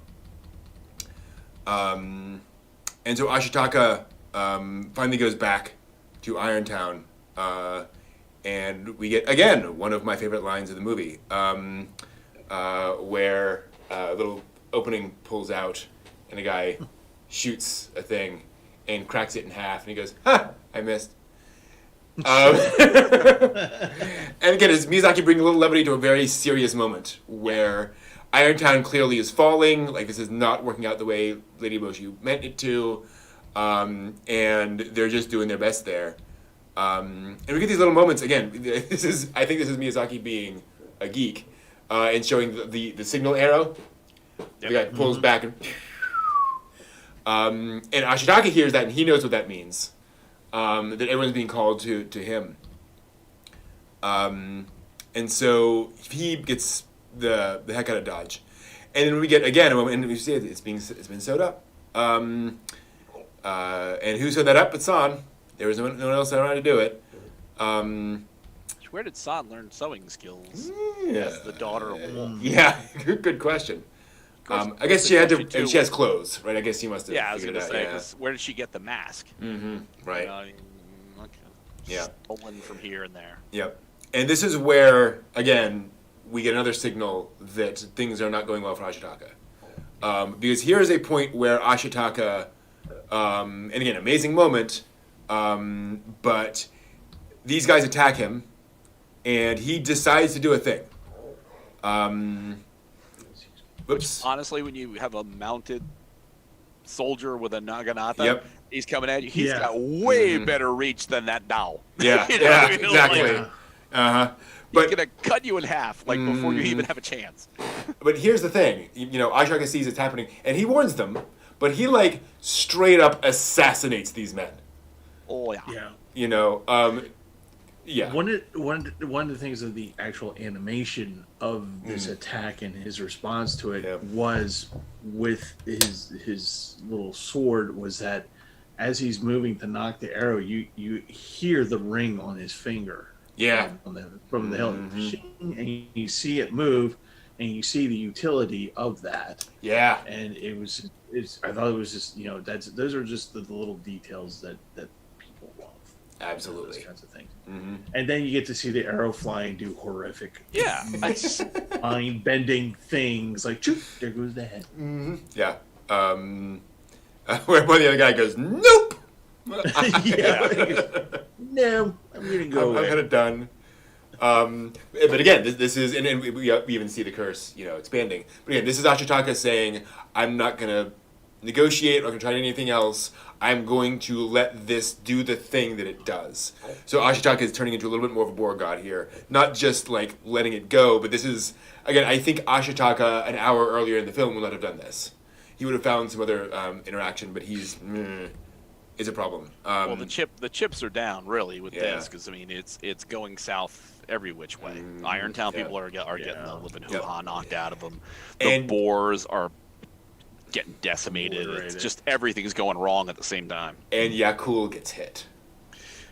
Yeah. Oh, I was not happy about it. Oh, not that I was happy with the boars dying either. But. Yeah, but again, it hits you, right? Yakul's been this great companion the entire time. You're like, no, you can't do this to us, Miyazaki. It's like shooting silver. No, the Lone Ranger's horse doesn't get shot. Exactly. Crazy. Yes. Don't do that. Don't shoot Trigger. Right. These are precious animals. Yeah. And so you get, and so now we find out what's actually happened, and the fact that this was not simply a fight, this was a massacre. It should also be pointed out, the townspeople were put on the front lines where the bombs were. Yeah. Who put them there? Lady Eboshi did. Right? She knew what was going to happen. She knew that was going to happen to her people, and she accepted that sacrifice. Cold. Well, I mean, if you're going to be a great general, you don't go in safe. You do what has to be done. Exactly. Sengoku period, if they all could have just gotten around and had a nice chat and shaken hands, everything wouldn't have been so damn different. But every lord in their territory went bananas and killed as many people as they had to. Yep. The cold equations. And so we move on. Well, she was only. I was just gonna say she was only just following what other lords would do. With the Ashikaretsu, which is just basically they pick the farmers off the field and they say, "Here's a sharp, stabby thing, and we'll give you a colored hat so we know that you're on our side. Now go out there and be stabby and let the samurai cut through you." I mean, it's just that's what they did. So she understood what to her. It's like you're saying, it's as a general would it go. Okay, these are my foot soldiers, and then I have the real killers behind them.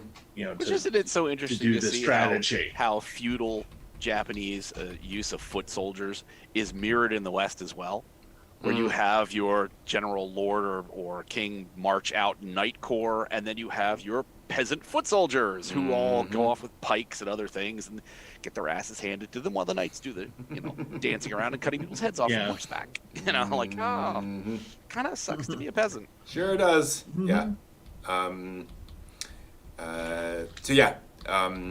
again, really more plot here as we head into the finale, when we start to get, and hopefully we can see it here, when the apes show up. Yeah, so the apes show up as Lord Akoto is trying to run, and they're just apes at this point.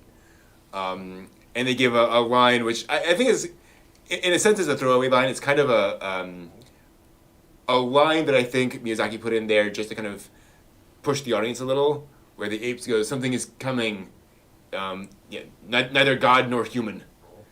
And you think, oh God, what is this? Like, what does Miyazaki have in store for us? What new giant disaster is going to show up now? Yeah.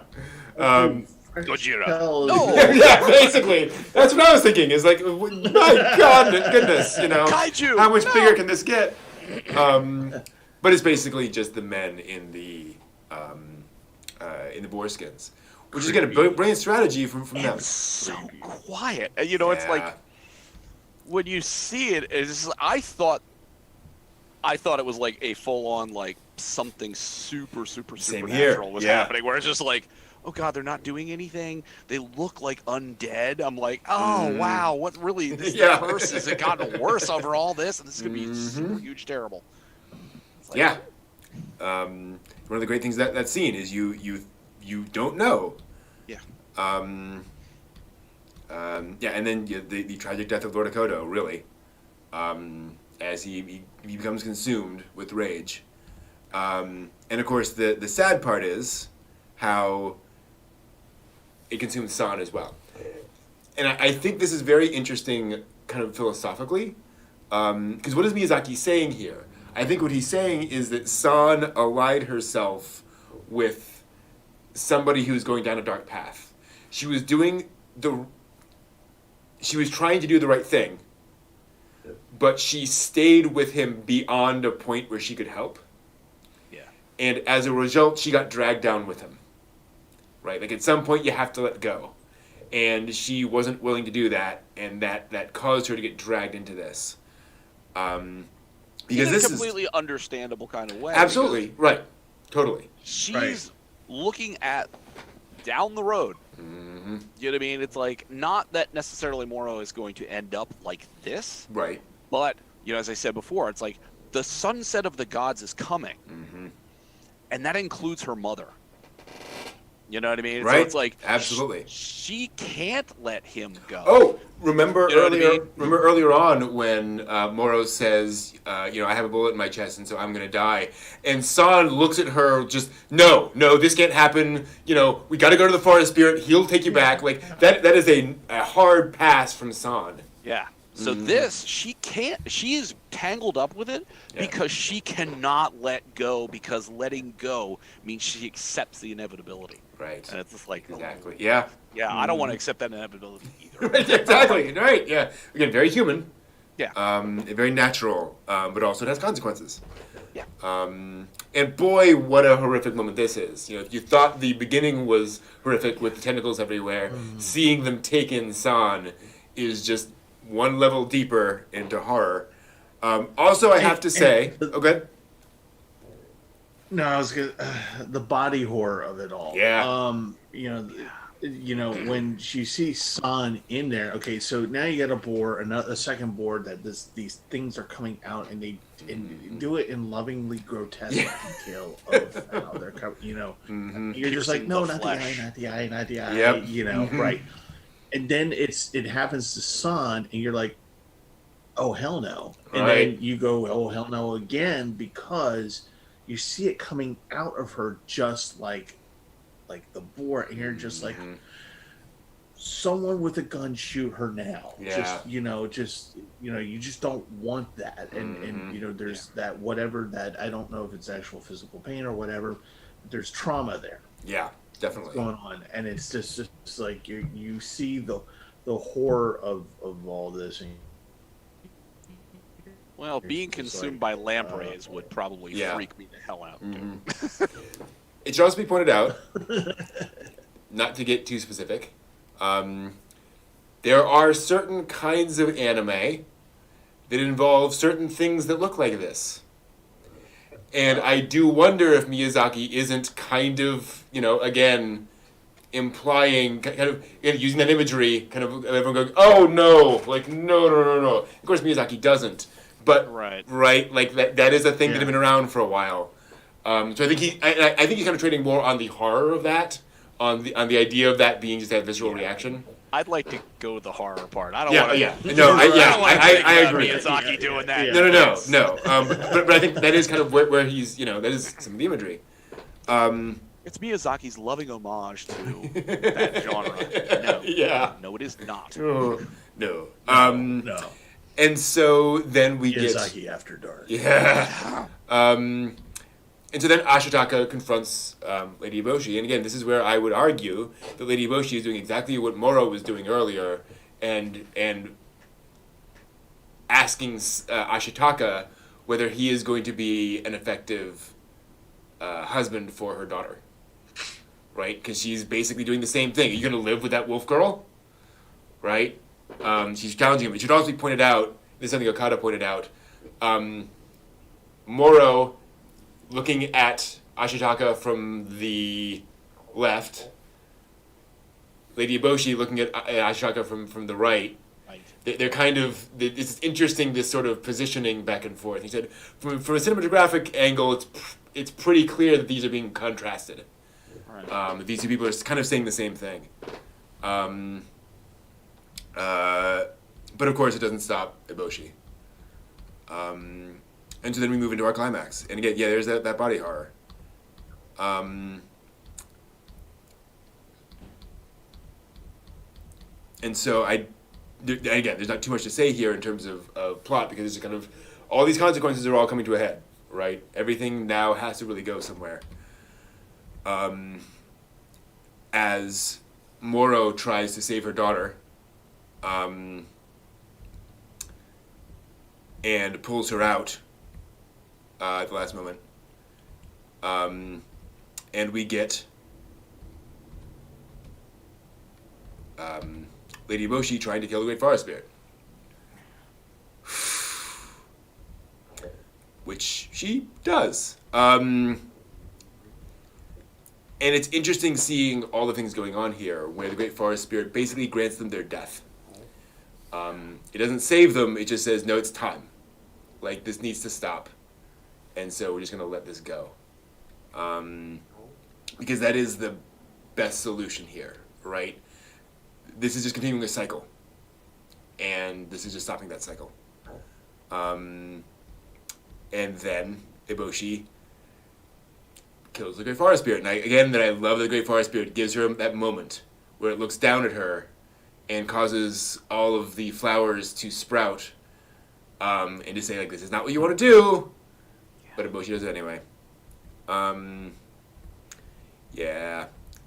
then things don't get better. No. You're like, okay, here's the revenge scene coming up. Oh no, it's not. Nope. Oh no, it's not. You've unleashed something far more horrible than you could ever have imagined. Yeah. Like, exactly. Yikes. It should also be noted how, like, half of the porters get killed instantly. Yep. Like, clearly they do not know what they're dealing with here. And of course the Kadamas start dying, as they have to get the head out. Also, I should point out, I always forget this guy's name, but Lady Boshi's right-hand man. Yeah. All throughout the movie, he's been portrayed as kind of this goof. And yet, like, when the chips are down, she's like, nope, you're going to have to, like, navigate through all this stuff and tread on the bottom of the water and just hold your breath until you get there. And that's what he does. Yep. And he just does what needs to get done to move there. Yeah, I love that one scene you flip by where Yeah. he's like walking on the bottom. And you see the death bubbles like, going over his head. He's just like, gotta keep going. Yep. Oh. I can drown or just flat out die. Neither one's a good option. Yeah. Keep moving. Mm-hmm. Yeah. And you get this moment of and again, very intimate moment here, in a real way. As I try to figure out what to do. I also find this interesting. I don't know what this means. The fact that his neck splits around the moon. in this shot. Because it is very clearly like he goes up and then like his body never touches it. It just keeps moving around the moon. Yeah. Obviously, it's not literally the moon, but there seems to be some imagery there. I don't know what it is. Is there a Princess Kagura kind of thing? Could be. I don't know. That's a good question. I'm not sure. I mean, that would be the most famous tale, I would imagine, that would be impactful with moon in it. It wouldn't necessarily be the Usagi rabbit on the moon pounding mochi. That wouldn't really. I don't think so. It's strange. Miyazaki had just a weird wild hair. Was like let's just do the moon with the Princess Kagura. Wouldn't surprise me. Pounding mochi. Yeah, sure. Given all the other things in here, wouldn't surprise me at all. And so we come back to Irontown. Again, I love the pacing of this. Where we come back to Irontown, we have this very quiet sort of World War II movie moment of all the characters sitting around kind of waiting for what's going to happen next. And again, it's this sort of quiet moment of, oh, that's right, this is another thing that's happening. Let's catch our breath a little bit. And then you realize what's about to happen. As the Great Forest Spirit's body starts pouring towards them over that. And again, this is where you realize that Lady Eboshi was completely wrong. This was not going to work. She could not just leave her people behind, assume they would take care of everything. This was a failure. As if, killing a god was a great idea. Exactly, yeah. And just saying. Mm-hmm. Especially a nature god. Yeah. I mean, it doesn't take a real rocket scientist to put that together and be like, kill a nature god, nature suffers. That's probably going to be not a good thing for everybody all around. Mm-hmm. Yep. And so they managed to make it out of Irontown, and then very bad things happen. And this is the thing that again, sort of a geeky technology thing. I think most viewers don't pay attention to. A forge's fires cannot go out. Right. It's very hard to restart a forge. That is basically the death of the forge. Yeah. So, once that metal solidifies, heaven help you trying to get it going again. Exactly. So that's what they're afraid of, and when this happens, it's basically the death of Irontown. Yeah. From a practical technological perspective. And so we get, I will be honest here, a fairly straightforward action sequence ending. As beautifully rendered as it is, as amazingly done as it is, it's basically Ashitaka fights the monk and eventually gets the thing back.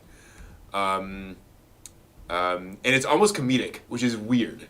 How Miyazaki makes this final scene, this almost goofy, thing of running after the head as it's rolling down the thing, and the monk finally just says, "Okay, fine, take the head, whatever." Well, as some kind of mercenary, you figure he's only getting paid as much as he's getting paid to live at the end of it. He's not putting his life on the line for this crap. Yeah, exactly. He's not paid enough to die for this. Mm-hmm. Yep. And so he takes, they stand together. Lepers that they are. Yeah, pretty much. I mean, this is bad. San holding Ashitaka, and again, a very, very familiar sort of moment there. Clearly feeling close. And then this is what's interesting to me. The god does get its head back in time. It works, and yet he still falls over. And I think it's a beautiful way for Miyazaki to showcase the themes of this is the death of this great forest spirit, not of nature. Right. These processes still work. All this is going on. Just this iteration broke, basically, and is going away. And not only is going away, we get the forest starts coming back almost immediately, right? So there's clearly more supernatural things going on here. You see the Kodama come back. Yes, the one Kodama at the end. So it's like the thing's doing the thing. Mm-hmm. It's not just all done. Mm-hmm. Yeah, exactly. So the question is, did the people learn anything from it? No, right. And this feel that they don't. Mm. Actually, this is where I feel that they don't. Mm-hmm. And this is the point of contention that I actually have with this movie concerning the monk, the mercenary monk. Yeah. Oh. I get that moment. See that the landscape is going green, and what they had defiled, and it's everything grows back, and you look at the Iron Town, and it's overcome with greenery and forges. It's kind of like just a structure for vines at this point. And the lady says, "We will rebuild Irontown. And we will, rebuild this." And, da, da, da, da, da. And I'm like going, okay, so you're just gonna do it all over again?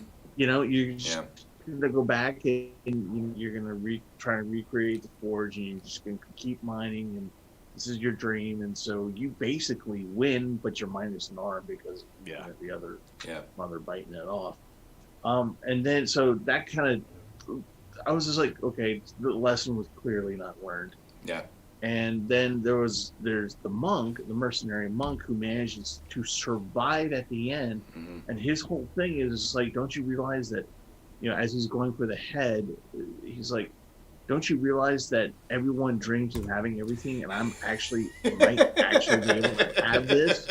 And that's his motivation. And in any other movie, he would be dead. He would die a horrible death. Something negative would be there to teach him the lesson. What he learns is that, the next time I kill a god, I better have a better plan. Because he's just standing on a rock, and he goes, oh, well. And you're just like, you killed all these sentient wars. You allowed people who have no business in being in war getting killed. You're killing people off. You're double crossing. You're killing people, and you're doing it with a smile, my friend. And he gets away. He gets away with it. He gets away with it. And this is why I think, again, this is sort of a transition period for Miyazaki, where this is not Castle in the Sky, right? Right. This is a thing where people are people. The bad guys sometimes get away in the end. This is life. Hopefully Eboshi has learned to be more careful, and to not be as stupid. Not that she was stupid, but do not make the same mistakes again. Yeah. Right. Maybe not, right? And in fact, when those the workers' paradise must go on. Exactly. When those women writers and women folks working in Studio Ghibli complained about Ashitaka being this handsome ladies' man, one of the things he said is that for all we know,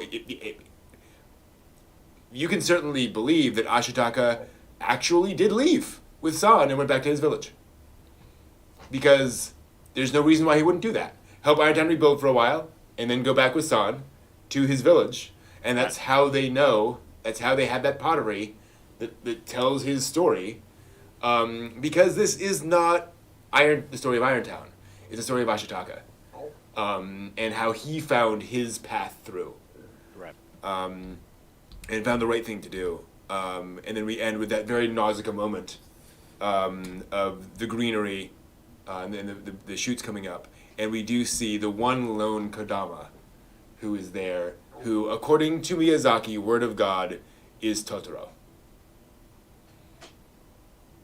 Really? When they were originally drawing this, the animator who was doing this scene pleaded with Miyazaki, because originally the Kodama was not there. She said, this is way too sad of an ending. Yeah. Please let me draw Kodama just showing up there. And Miyazaki surprisingly said yes. And so she drew it in, and when he said it, when he saw it, he said, that's great, that's so great, that's Totoro. I'm telling you that's Totoro, because when he made Totoro, he had all this backstory as to why Totoro existed. And his whole backstory was about this war between the gods that killed off all the gods, and Totoro was one of the last gods that left, which is why he's the only one who exists, who's in this spot. And all of that backstory eventually turned into Princess Mononoke. Wow. So one of the reasons I think why you see, the Kodamas leading in this very Totoro-like way, you see this Kodama at the end, is because this is Totoro. That being would eventually, hundreds and hundreds of years later, evolve into the Totoro that we know, because it survived this massive war. Because I was Miyazaki's hoping like all the new growth was that, since the Kodama are connected to the trees, they're connected to nature. I thought that as being a not lone survivor, but being the rebirth of not only, all these new shoots coming out of the ground. The Kodama is a new Kodama that is coming up with the growth. So I was hoping it was much more hopeful. So I didn't want it to be like the last Kodama who's looking around going, I'm alone. Like, oh, so sad. Yeah. Hard to say. This is the other thing. Is it again? Miyazaki's kind of like, well, who else can hear me go? Oh, sorry, Steve. You cut out for a second.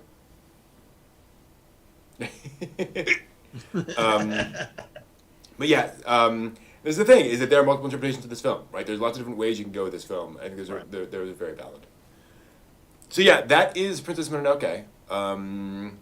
Obviously, a lot to unpack in the film. A very complex movie. As folks are saying in the chat, not a movie you like watch once and understand everything about. Definitely deserves multiple viewings. Yeah. There's a lot there. I'm sure there's plenty that we haven't even touched on. Exactly. No question. Oh yeah. Yikes. Yeah. Absolutely. Cool. Anything else you guys wanted to mention before we move on to the next thing? Was it? So I was amazed to see that the author of American Gods wrote the song that the women that were singing in Irontown. Neil Gaiman's one of the screenwriters. He adapted this to English. Oh, okay. In fact, famously, he's the one who adapted it. Yeah. Obviously, there are multiple people involved, but he did the main first pass. In fact, the line early on when Jigo is in the village and he goes, "Is this soup or donkey piss?" What? Whoa. Yeah, that's his first line. Yeah, is it yeah, he's sitting he there said- and he he just said looks it, up and yeah. goes, "Is this you serving soup or donkey piss?" That's actually an interesting translation because the original line is, "This tastes like water." Yeah, I was gonna say that the Japanese one didn't come across as that. And that's the thing. In Japan and Japanese at the time, that's a major insult. To imply that your soup tastes like water. It means it tastes like nothing. Right, it means it tastes like nothing. So when Gaiman saw that line, he was like, that doesn't register to Americans the same way, to English speakers the same way. So he translated it in a way that gets across the spirit of the line in a different way. And to be clear, like... That certainly gets an idea across. Yep. And that passed through Ghibli, like they understood that and they approved that. Because again, different cultures are different. And you've got to get across things differently. Gaiman was involved. Check out the dubcast of this just for some interesting things. It's kind of neat seeing who was involved. Because I'm trying to remember the whole thing. Where do they say that in the thing? They do not. Thank you, Wikipedia.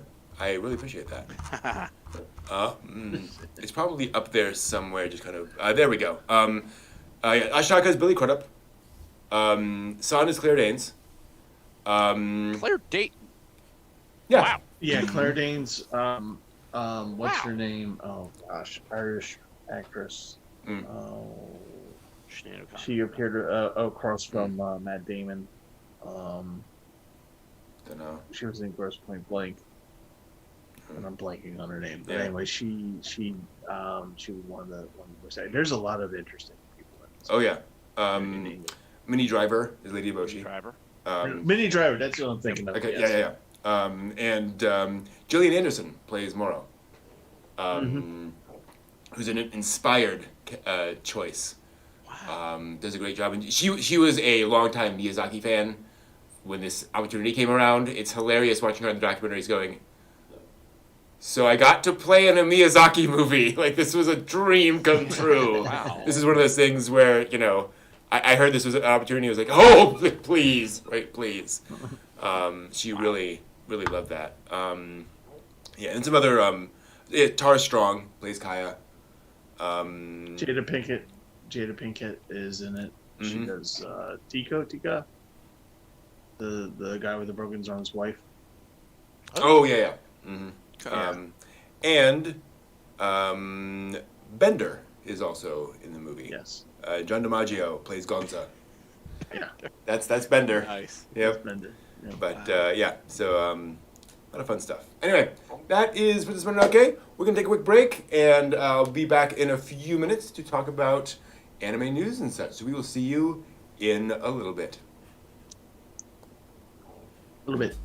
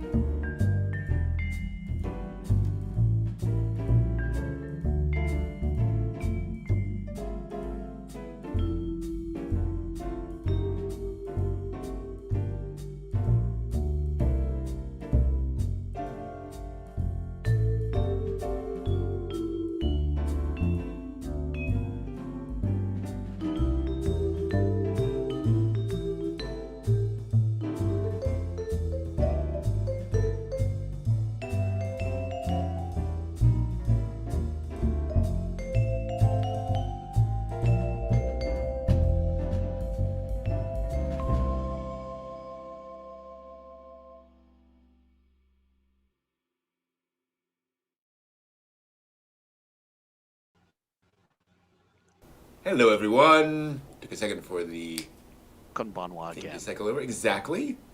Good to see everyone. We just finished talking about Princess Mononoke. We forgot to talk about San's earrings.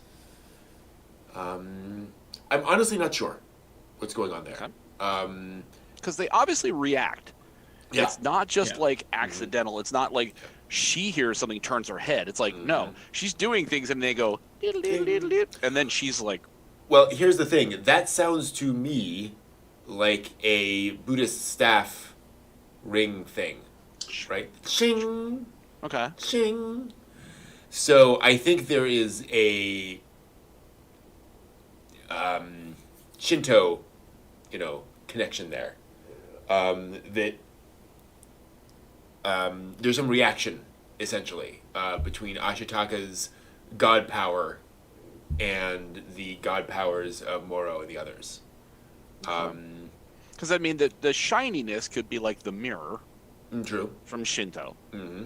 But, that the mirror doesn't do anything. You know what I mean? Yeah. It's a reflective surface, but it's not... Those earrings very evidently react somehow for some reason. And they're obviously not wolf-crafted. Right. But, you know what I mean? It's like, it would be unusual for her to have them reactive, and it was just something she looted from a camp somewhere, like her shoes or her clothing. Right, yeah. That's the thing, is those are clearly a human artifact in the sense that they were person-made. I don't know. I do think it's one of those things that Miyazaki has a long explanation for. Oh, I'm sure. And he just didn't bother to explain to us. I wrote a 2,200-page essay on her earrings, but I decided not to release it to the public. You figure it out. Exactly. There are clues in the film. Where? What part? Where do I follow the breadcrumbs for that? Nope. I loved Okada's reaction with all this, because all throughout his commentary on this, he's like, "Come on, Miyazaki, throw us a bone. What is? Can you expect us all to figure all this stuff out? No one's gonna figure this out." God. Which if you're gunning for a single viewership in theater, so much of this is just gonna be right over your head. Well, and this is something Okada points out, is that arguably it drove people back to the theater. He said, "I figured people would just watch this movie and just walk out confused." But it was hugely popular in Japan. He said, so I think it drove people to go back to the theater and watch it over and over again to try to understand it. Try and figure out what's going on. And in fairness, it is one of the brilliant things about the movie is that there are lots of other movies that leave things unexplained and they're just boring and bad and hard to follow. Right. There is enough there. There are clearly patterns there. Which you're like, I clearly can figure this out if I can just connect the pieces together. Right. Skillful filming. Just keep buying enough movie tickets. Exactly. It's very interesting. And it's why you see things like Howl's Moving Castle, where just almost none of that movie is explained to you. You just kind of have to figure it out as you go. By the way, have you guys seen Ponyo? Yes. No. Okay. JJ, the sea woman thing. Did you know she's an anglerfish?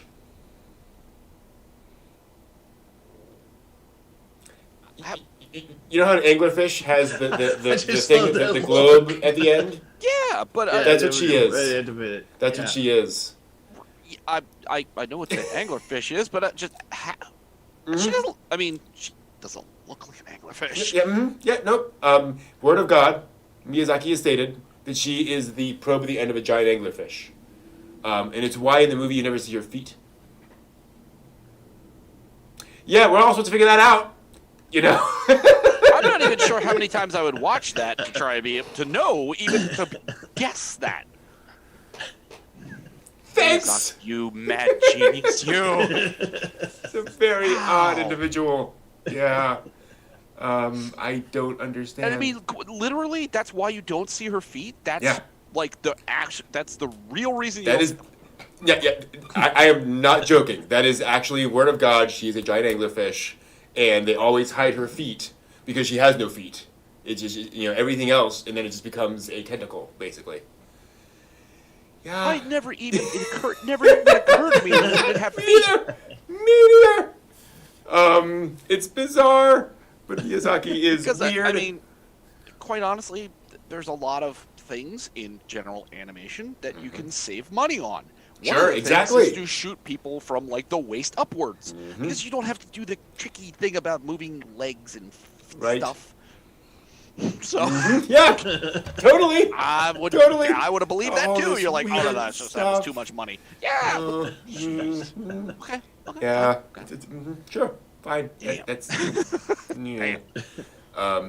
There's also a date on one of the vials that her husband is doing, which is a clue to what happened to him and the fact that he is from 20,000 Leagues Under the Sea. He is the sole survivor of the Nautilus. Yep. That's a plot point in the movie. Because there's one. So he's preparing this thing, and one of the tanks has like 1798 or something, and it is the date that 20,000 Leagues Under the Sea was published. And that is supposed to imply to you that he was a member of the Nautilus, and so, Miyazaki. Anyway. I haven't seen the movie and I'm frustrated. He better put the pen to paper and have some kind of compendium for each and every damn film before he is no longer able to do so that we can all of us share in the myth and magic that he apparently just spews out of his head periodically. If you want a fun time, buy The Art of Princess. No, not the. Is The Art of Princess Mononoke? No, one of the big storybook, not storybook, the big hardcover books that they do of Princess Mononoke. Right. I think it's called the original Princess Mononoke. It was his original storyboard for the film. Completely different. Oh, entirely different plot, different characters. The main character is female. She's going through this. It's a completely different thing. And that was what they published as this. By the way, here's a completely different version of Princess Mononoke. In case you're curious about that, all right, fine. Gosh, yeah. It involves skyscrapers and aliens. It's a big tank that can talk. What do they say about the fine line between genius and I don't know? Madness. Yeah, and madness. Absolute madness. Exactly. Wow, man. So how are you guys doing? How's your week been? Well, after Mononoke, it's been super. I know at least for me, I got to watch more of the Jobless Reincarnation. Oh yeah. And their treatment of the parental love situation is far, far better than Redo of Healer. Okay. Yep. And it's all consensual. Hey, imagine that. Which is super Most helpful. importantly. Yep. Not creepy at all. Yes. Oh. Yes. And it's progressing nicely. I think they've done a very good job about adding a little bit of the without going Redo of Healer. Redo of Healer is starting to kind of turn that some of what he's doing is going to come back badly on him, and I'm starting to root for that. Yeah, I imagine. Pretty much 5 seconds after starting to watch the show, I've really been waiting for that moment to come. And then I finally found the anglerfish, oddly that you mentioned, the anglerfish song from the anglerfish dance from Girls in Panzer. Oh yeah. There was a recording done at Saya Fest, I guess in 2019, where they sing the anglerfish song. So I finally have it. Cool. And then NaNoWriMo, their end piece from Nonburi, and then the end piece. I don't think it's called Tadaima, but it's the end piece from Yuru Camp. Oh yeah. Oh my goodness, that is a wonderful song. Oh my goodness, just really. So it's been a week. Nice. It's been a fine anime and musical week. Reddit. There's some threads on Reddit about godless reincarnation and about how well researched it is about medieval households. And a lot of little details in there about like I forget the kid's name, but like the layout of the house and Rudy, thank you, and how like here's his parents' bedroom and here's this other room, which is not his bedroom, but probably will be once he gets older because this is how this worked, and just all those little details around just kind of household maintenance and so forth. And obviously, it's not like meant to be medieval historical accurate, but they clearly thought a lot of that through, which is cool. Steve, how about you? Enjoying it. Cool. Yeah. Not too bad. In my I'm kind of beat from my job of slinging beer everywhere in lieu of Super Bowl. I'm kind of glad. I can only imagine today. And I literally went from that today to this. So my transition period from work to this was like about 45 minutes. So wow. You should have seen me when I got home, dragging my right leg behind me and just being like, "All right, where's my sensu being?" And just recovering. But I did get to watch more. I think I'm caught up on Some Spider Net. So what? Oh, cool. Okay. Right. Loving it. Very, very. I'm not gonna tell you. I'm not gonna be spoilerific here and tell you what my thought was. That it turned out to be right on because I somehow spoiled myself. But nice. I made a guess about the anime, and it turns out that at least in the manga and the light novels, I was right. Okay. And so, cool. but I don't want to give it away because it's huge. It's a big thing, but it's still, for me, it doesn't take away from watching the anime. It's still it's still cute. Action and just, I think that's one of the things I like so much about it is I just like how I like the pacing of it. I'm not going to get bored. And when you get into the action scenes, boy, I love those action scenes. I know it's a ridiculous little female spider doing her thing, but just like in the first one with the poison toad, you're just like, wow. So this is what Ghost in the Shell, the live action movie, was supposed to be like. It was just really good. It was just really well done. So I was enjoying that. I'm almost finished my Conan, the Bloody Throne. Nice. So I'm almost done with that. I did some research on the I showed it last time. Did a little bit of research on Robert E. Howard, and I thought it was kind of creepy that he killed himself on June 11th, which is actually my birthday. Oh, so wow. I was like read that. I was like going, okay. Mental note. We don't need to know these kinds of things that badly. But this is the part, Steve, where you had this sudden epiphanous moment where it becomes redo of a beer slinger, and you realize you're the reincarnation of him. Well, it's funny you should say that because earlier this week, I am the reincarnate. Wow. Well, it's funny you should say that because earlier this week, I had an isekai moment in my kitchen. Okay. And you can actually a truck came through your kitchen? Truck-kun was absent, thank God, of this one. I just spent all week delivering beer for the Super Bowl. Yes, indeed. Had a big Budweiser sign on the side. No. Bud Truck-kun. Bud Truck-kun. No, just walked into the kitchen and my sink was aflame and it was a isekai portal to hell. No, actually I just had really rotted meat and it smelled up the kitchen, so I put the candle in there in the sink just so that I could leave the room and not have to worry about burning down a 9-story building. Yeah, and thank you. The other, I figured everyone else would appreciate that. Nobody else appreciates you letting them live. You're a hero. But so when I came back, the evening came on, so the lights weren't on in the kitchen. I walked in there, and it just literally looked like a portal to hell out of my sink. So I got a little video of it and posted it. Nice. Yeah.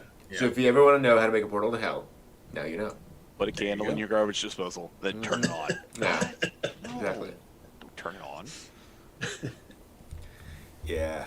I've had a good week. Doing some stuff for the channel. More to come on that.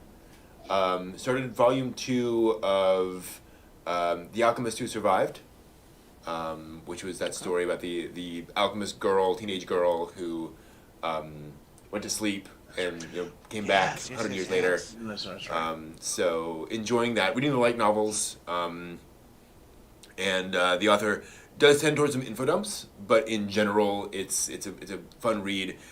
The author is doing a good job of continuing to kind of add stakes and build more, and saying, oh, this character now realizes this thing. That's going to complicate this, right? Kind of adding more things going on to the story instead of just being.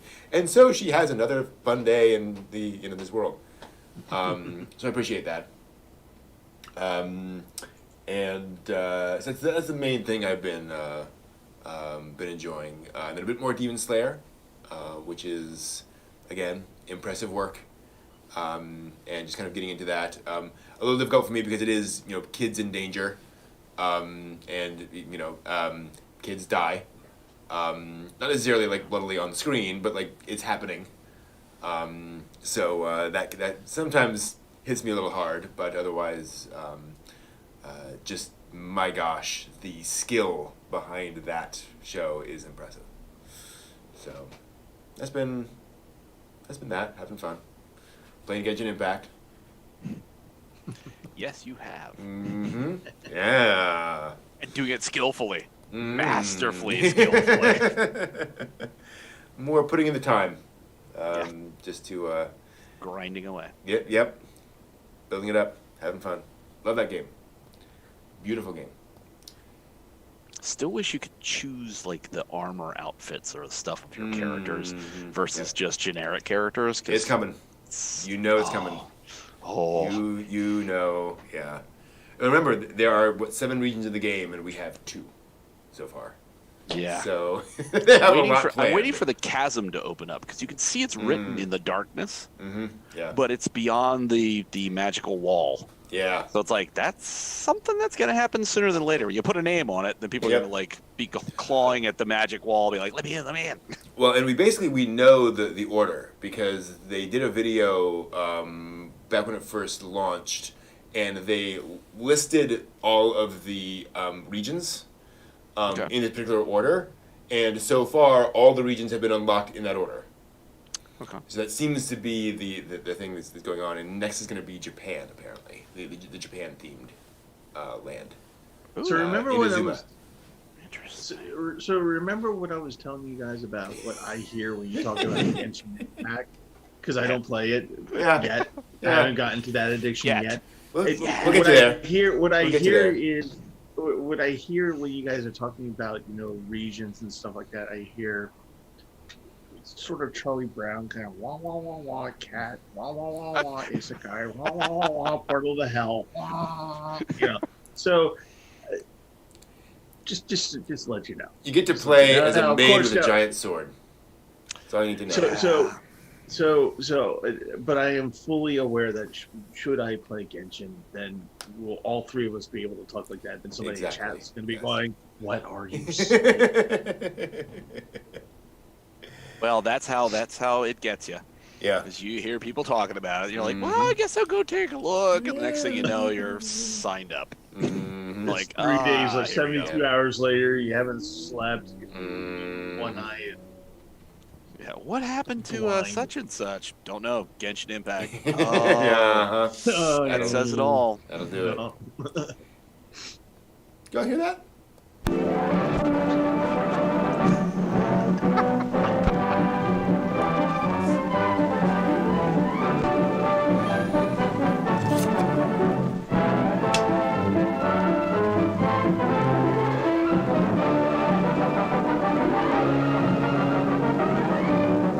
I'm just amazed this hasn't been taken off YouTube. It flies under the wire, and it's old enough by now.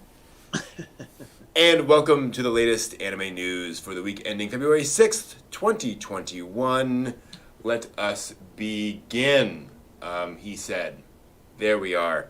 The annual World Cosplay Summit event will officially take place both online and in person this year.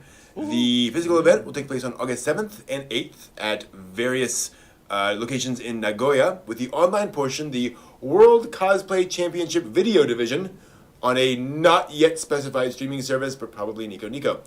Participants will be selected through national preliminaries in their respective countries sometime between February and June. Teams of 2 representative cosplayers will then submit self-made videos wearing costumes they made themselves. The video entries will be officially judged during the physical portion of the event, which will also include photo shootings, stage events, and more. This is pretty interesting to me because I don't know that I've seen a cosplay event go on both virtual and physical. Do you think it's going to work? Well, it depends how much money they're going to throw at it to make sure that the technology meshes well. Because, as we all know, technology can go take a left turn on you when you least expect it. True. But I think if nothing, 2020 has taught us nothing. It's that you can save some money by making things virtual, and you're never going to replace the joy and the sort of interactivity of a live being there, seeing people with your eyeballs. Yep. So I think coming up with a sort of a hybrid where it's like, okay, if we can do this way, we can maximize our connection across the spectrum and hopefully bring a good product, please. Yeah. Please. And it's in August, right? So there's time for vaccines to get out there, for some of the travel restrictions to be eased, for there to be, a significant size of a physical in-person audience. Yeah. So. Which would be the good question is, and I touch wood, please not. COVID variant. I hope that the vaccines do enough of the base work. Yeah. That the variant is just a slightly annoying thing, but it will not impact any of that. There won't be suddenly July like, nope, sorry, I'm going to slap everything closed again. Be like, Yep, we will see. Yeah. He's there. We are. Always something changing. Technology continues its march forward, and the anime industry is no exception. Those who rely on traditional mediums for animation production will soon be losing a long-standing tool, sadly. Mitsubishi Pencil revealed this week that the company will be cutting all but one color of its 7700 line of pencils, and noted that does not mean they have 7700 different colors of pencils. The line is called the 7700 line, which is also often used for hand-drawn animation due to the very fine line it draws. The company did not directly attribute the cut to sales, but to the fact that the raw materials used in making the pencils are increasingly hard to find. They've tried to make alternatives with more accessible raw materials, but have so far not been able to reach the same standard as the traditional 7700 line. The owner of Somaya Genshiro Shoten in Tokyo did comment about the sales of the line, however. The pencils are also traditionally used in blueprints and other applications requiring fine lines, but ever since architects and other industrial uses have gone digital for blueprints, the store sells, quote, about one 7700 red pencil for every 3,000 normal red color pencils. Wow. The red color will in fact be the last one produced. The line was already reduced down to 4 colors out of the original 12 back in 2015. The Association of Japanese Animators made a statement about the line, saying, quote, the 7700 line is an indispensable tool for animation production with a large impact on individuals and companies anticipated by the end of production, end quote. Mitsubishi Pencil thanked those who continue to use the pencils and apologized for any inconvenience this may cause people who used the product. I'm sure they did. It's weird to think that an industry would have that as a standard, right? A certain kind of pencil. But it also totally makes sense, right? There's some things that just work very well for what they do, and that becomes the thing everyone uses. And it's hard to imagine that that's going to be, you're not going to be able to use that pencil for that thing anymore. Well, is it one of these things where it's like senpai used that pencil, so I use that pencil, and senpai used that pencil, and that people haven't looked around and said, that was a great thing that did that thing. And because it's the marketplace, there are other people that are vying for a chunk of that. So maybe there is something that's better that, be worked the same way, or at least reasonably close to that same kind of pattern, that you won't be left adrift without your favorite pencil. I think it's just the natural march of technology. I really honestly believe that. I think it's just gotten to that point where it's just that's the item in this technology, in this market, for this thing is no longer being used as it moves forward into more and more and more CGI, more computer grade CAD and stuff like that. Right. Getting into it. And so that it becomes almost a lost art. I mean, I can see this almost as like, in the Anime History Museum as, here's the thing that we did for so long, and this is what we used. And I just got hand-delivered my dinner. Oh, nice. Look at that. So jealous. Smells wonderful. Thank you. And, but I think it's just that one thing that it's just they're going to be on. Now I would venture to say that there'll probably be that oddball market that's always going to exist, and that somebody out there is going to make this product, but it's just for the hardcore enthusiasts. Right. Later on. Well, and that's like I said, the marketplace, you're going to have something that's going to fill that in. Like, because that's going to be some kind of money. Somebody's going to be like, hey, me too. Yeah. I got to say, I think Japanese industry being what it is, this probably is the best pencil. I'm sure if industry is standardized on it, objectively there are standards saying this is the best pencil. But I'm sure there are also other pencils out there that, you can swap out to. But it's one of those turning points in history in a way that we're shifting away from that being a major element. And again, it's not that anime studios were the only ones using the pencil. It's architects and so forth, but blueprints, etc. Exactly, right. But still, it's kind of weird. So it's interesting. Moving on to happier news. The upcoming Ghibli Park held a press conference on Wednesday to update fans of the park's progress and give more teases of what's to come when the park opens next year. The presentation included new renders of ironworks from Princess Mononoke and of an almost life-sized Howl's castle. Wow. Not Howl's moving castle. The castle appears to be stationary, and visitors will be able to go inside the castle itself and walk around the bedroom and the main living area, which is really cool. Both of these areas will be part of the second phase of the park, opening in 2023. New drawings were also released of the inside of the Ghibli's big warehouse, which is set to open in the park's first phase in 2022, along with the Youth Hill and Dondoko Forest areas. So that looks pretty darn awesome, I got to admit. When they announced Ghibli Park, it was cool it was going to have all these areas. I did not expect an almost life-size Howl's castle. I wonder how you're going to manage crowd flow through that. Yeah. Well, they can do it at the Ghibli Museum, right? That's insane. So I'm betting they'll do the same thing that Disney does with some of its more popular parks. And you'll have a limited. Well, they did the Ghibli Museum. You have, there are X number of tickets for a given slot, right? And that's the only number of people who can go through, and that's it. I was to say, because that's why they got the mover system for the Haunted Mansion, because the idea initially was a walk-through House of Horrors. Yeah. And they sat down and looked at it and said, this is going to be a Disney thing, and people are going to be like, yay, and we're never going to get people to leave. Yep. Right. They're going to just stand there, be stuck in the place, and it'll be packed, so let's get them on a little ride and push them out the door. If I went to Howl's castle there at Studio Ghibli Park, I would be the guy who goes in there and turns around and goes, Squatter's right. So, speaking of that, at the Ghibli Museum, there is a Hayao Miyazaki's desk portion of that, which is all set up. And when they announced it, they announced that Hayao Miyazaki would occasionally come down and draw at the desk.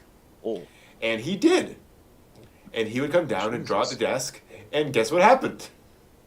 80 billion people Exactly. for hours on it. So he's up doing that in 3 weeks. God, that audio animatronic's amazing. Please don't touch the artist. Can you imagine being in that fishbowl? I mean, it was bad enough, like when at Disney when they had that, where you walk in and see the actual people working. But can you imagine being Miyazaki and just like drawing it, just going, exactly.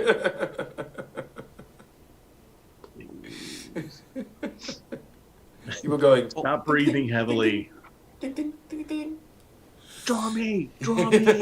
Well, as I say, hopefully the local crowd was probably very respectful of the artist's presence, etc. And then, if we could be there, I'd be the one to be like, hey,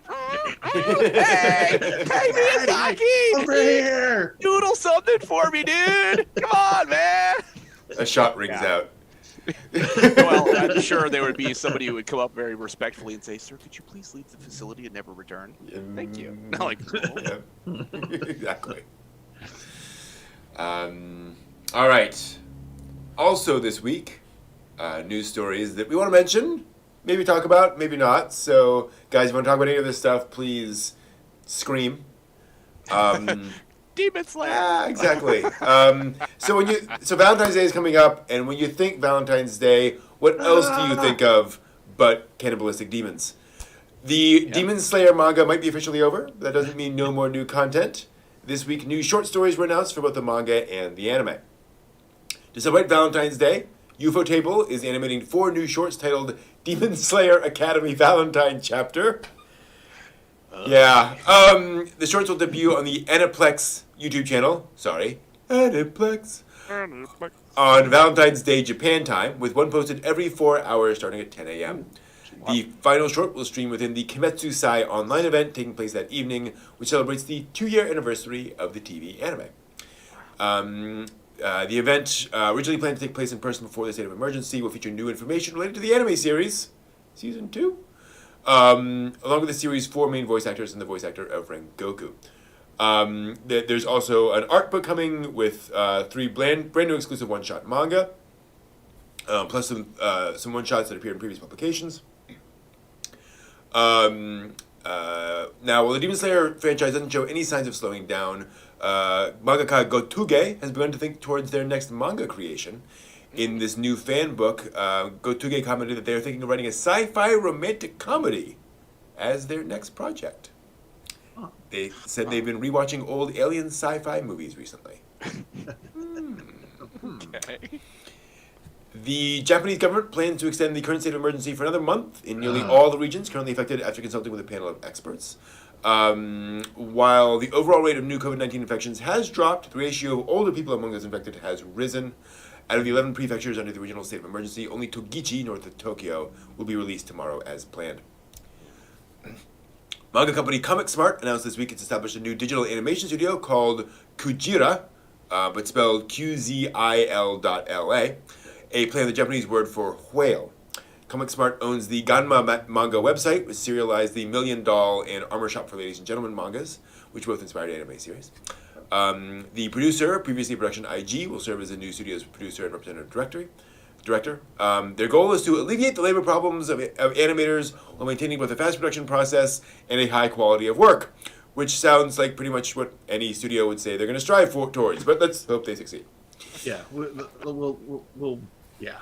I believe it when it happens. Right, exactly. It's like, nice words. We'll see. Words are free. Words are free. Right. Speaking of successful anime, Detective Conan TV anime series will air its 1000th episode in March. Wow.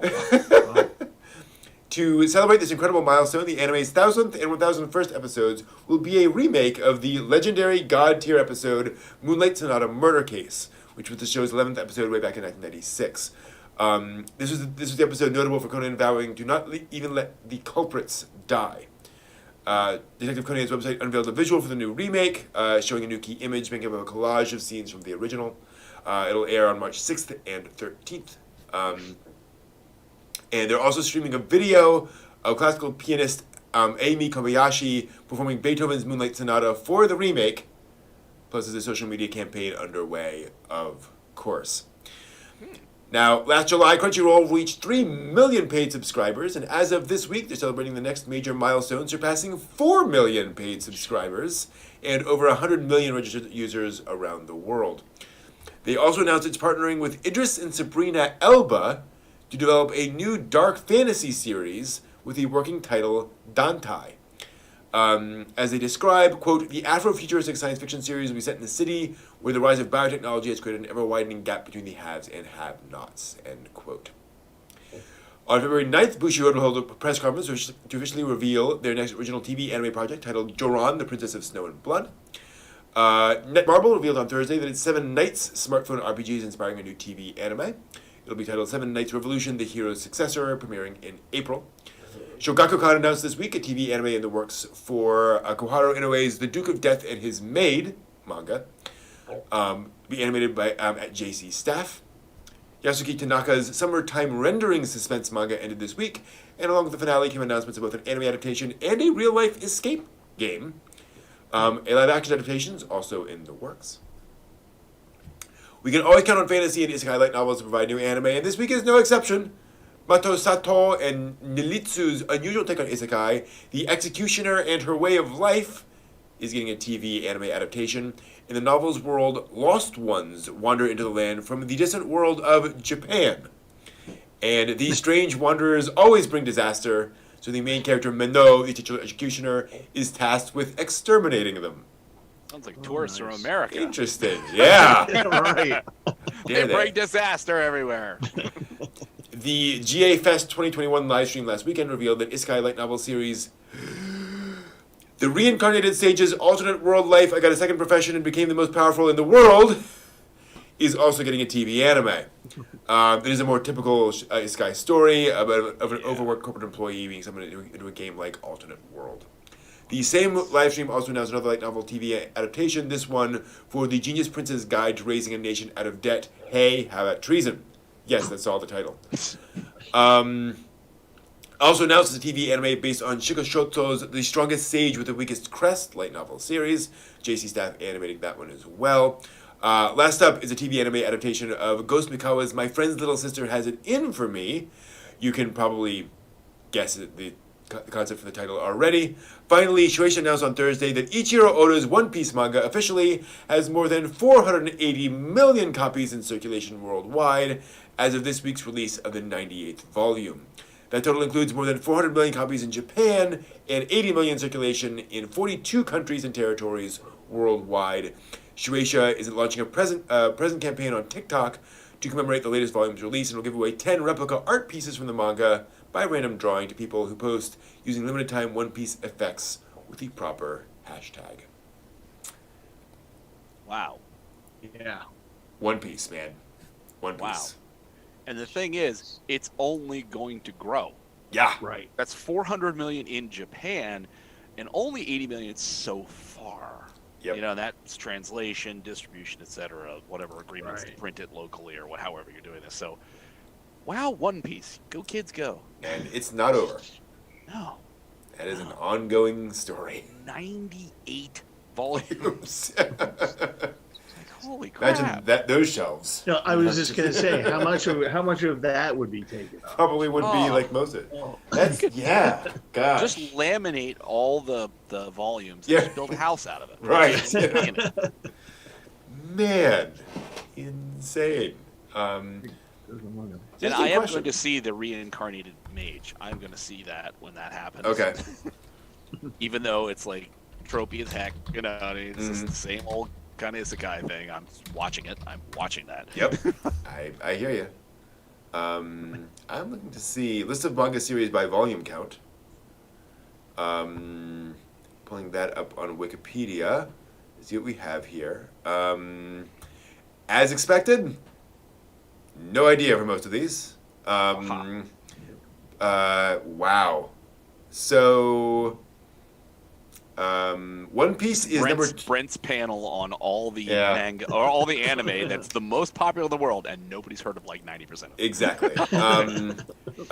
One Piece is number 25 on the list. What? Good idea? Yeah. Just behind Detective Conan, as it turns out, by one volume, which is just behind Major, the baseball manga. Captain Tsubasa had 103. I'm skipping through others that, again, I never heard of before. Little Rascal Kobo-chan, Abu-san, Onihei Hakancho, no idea, 110 volumes. Wait a minute. Okay, yeah. JoJo's Bizarre Adventure, 129. That I believe. Oh. Yep. That I believe, actually. Hajime no Ippo, 129. Oh, that's interesting. Ginga Densetsu Weed. Ginga Nagaraboshi Gin. The dogs fighting giant bears anime. That manga. It's manga Call of the Wild, basically. If you will. But they're sort evil, of like the description of dogs fighting giant bears. Like, I mean, okay. There are evil giant bears that like kill people that they fight against. Anyway, 135 volumes of that. Bear Storm with giant yeah, bears. exactly. Cool. The top 5 are Cooking Papa, with 155. Minami no Teo, which 90s. I'm sorry, I say 90s.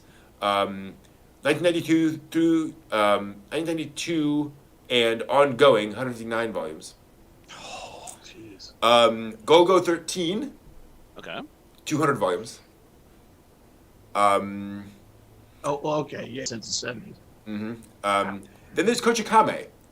This is the it's a manga serialized in Shonen Jump. It's about a policeman in a police box who just has things happen to him. It's a comedy. Okay. Very kind of Rumiko Takahashi-esque. 200 volumes of that. You've talked about that one before. Yeah, this is the one where they don't know the issue number anymore. They've lost count. So it just is. And then the number 1 is 205 Dokaben, a Japanese baseball manga series written and illustrated by Shinji Mitsushima, who's done other things, mostly baseball manga. He has other employment. Oh. Yeah. One of the popular sports manga of all time, according to Wikipedia. Looking, skipping down. Yeah, I don't know, but that is the longest running manga series of all time, according to Wikipedia. And it ran from 1972 to 2018. Yeah. Mm-hmm. Compared to Golgo 13, which is ongoing. Yeah. So. I mean, what grand long storytelling skills you have Exactly. to be able to do that. That's pretty nuts. And tonight, Go-Go 13, we talk about the cufflinks. Cufflinks? You know, people who are, professionals like to wear cuff, and there's a whole thing about just cufflinks. Be like, wow. I believe it. Really scraping the bottom on this one. Here we go. Yeah. Yeah, and man, you're right. Eiichiro Oda has said he's targeting 120 or so for 120 for the end of One Piece. And he's been saying that for a while. That's kind of where he's aiming for. Again, that could be like the end of Naruto, right? Like, yeah. We'll see. Well, I'm assuming that 120 coincides very nicely with retirement age. Hey, look at that last volume, and I retired. I'm done. Out. Yeah. Let's see here. Eiichiro Live Oda. off the merch. Yeah. No checking. To give you an idea, when Kumamoto Prefecture in 2018 suffered a damaging earthquake several years prior that affected its Kumamoto Castle, Oda donated to its reconstruction $8 million. Wow. Yep. Yeah. 800 million yen. He dropped for the reconstruction of that. Just fish around on the couch for some loose change. Yeah. There's 800 million yen. Yeah. So Chuckle money bags. Wow. Yeah. Mm-hmm. Yeah. Could I have that problem, please? Yeah. Could I have that problem? Be a nice problem to have. Yep. Yeah, no joke. Oh, I did not know that. Eiichiro Oda. Is that true? He was an assistant on Rurouni Kenshin. Oh, Interesting. okay. Along with the creator of Shaman King. Sweet. And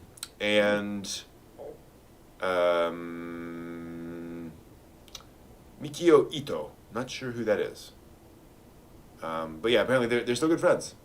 And he's also good friends with Naruto's creator, which is nice to hear. Yeah. Something tells me when One Piece is over, Oda will ride off into the sunset. You know. With the straw hat crew. Yeah, exactly. I mean, he started back in, gosh, he's 46. Yeah, Dang. he's only 46. He was born in 1975. Good on him. Exactly. He started, what does it say? One Piece began in 1997. So he's been going for a while. Definitely. Good for him. Damn. Be nice to hit it big. Mm-hmm. Yeah. Yep. On the goofiest of all premises. Yeah. Exactly. And according to Wikipedia... It's not so goofy if you earn that much off it. Mm-hmm.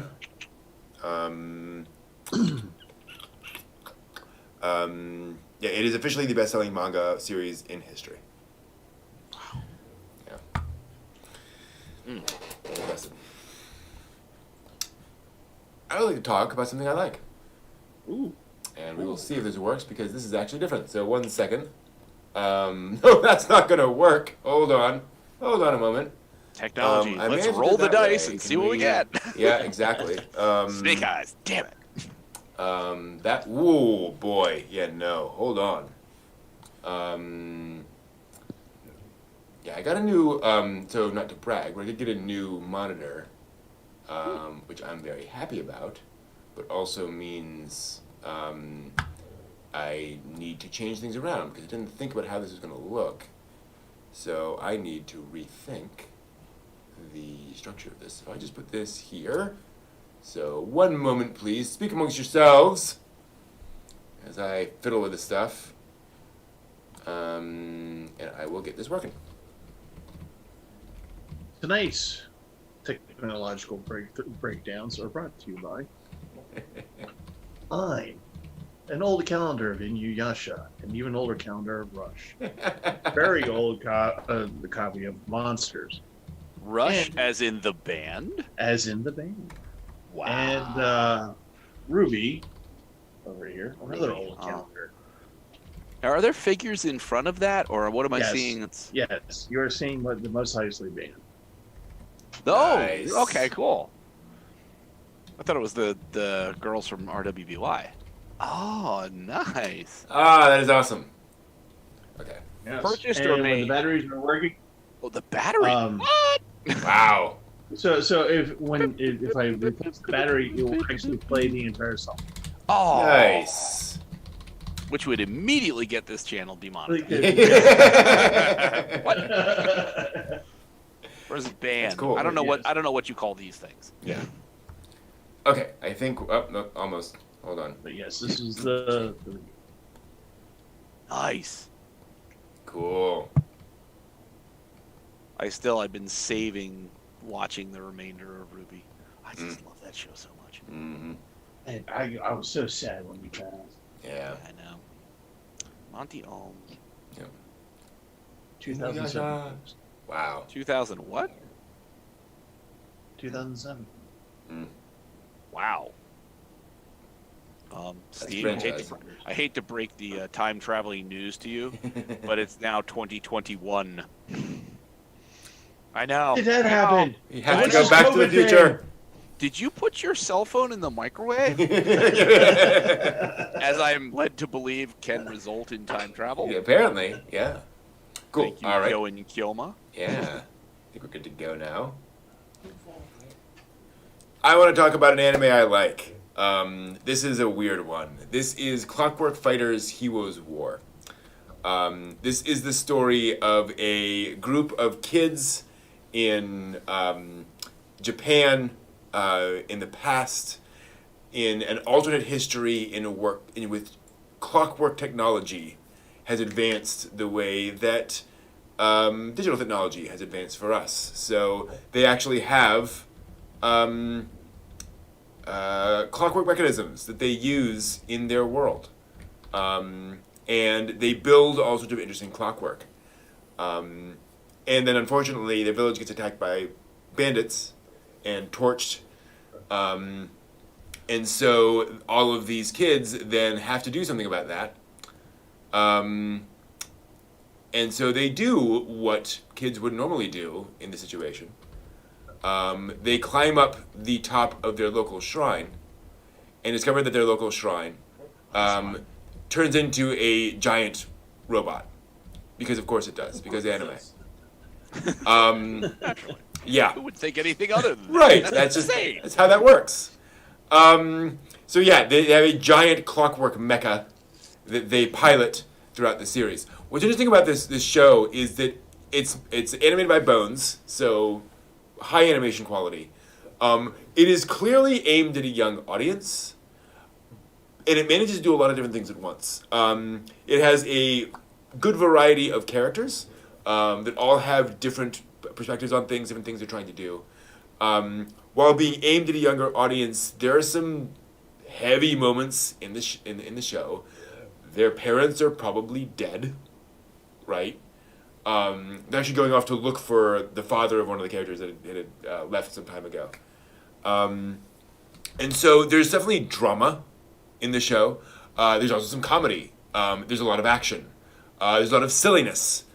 It's one of those shows that does a lot of things and does it in a way that I really enjoy and have a lot of fun with.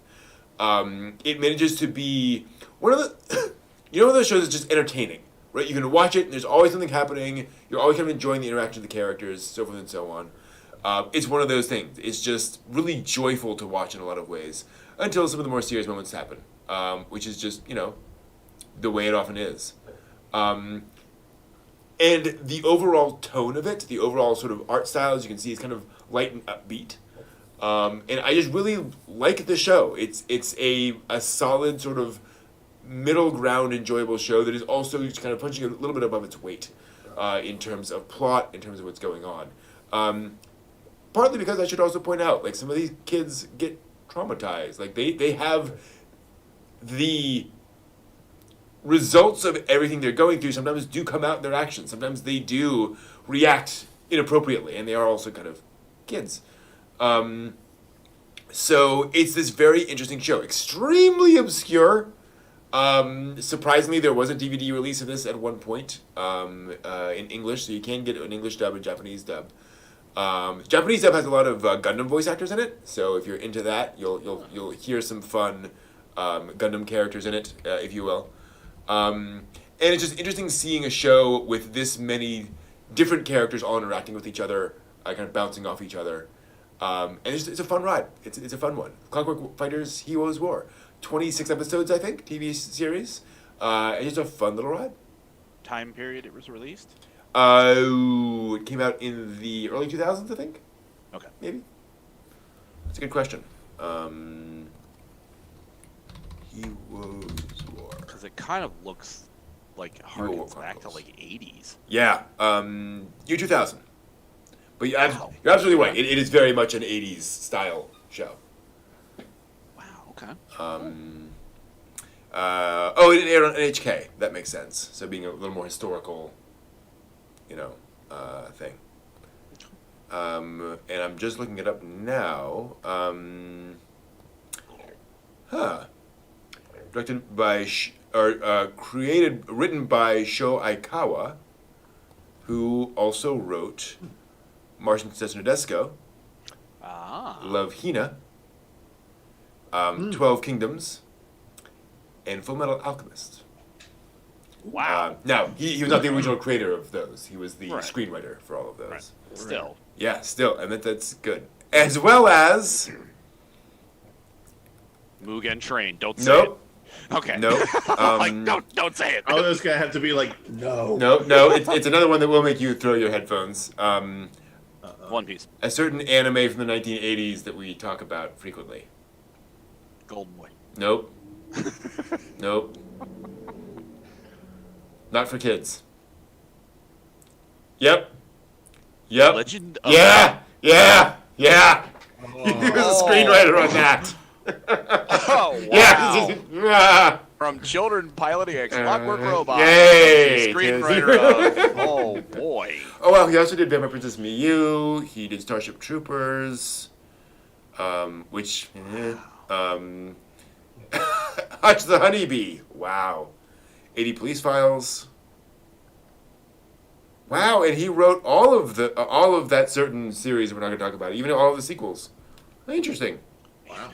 And He My was Dear a man Marie, committed to the clearly to the project. Neoranga, Shaman King, Razafon. Is this like the Dang. go-to Gangcon. screenwriter? Yeah, I'm sure he worked with other people on a lot of these. But yeah, Elemental Galad.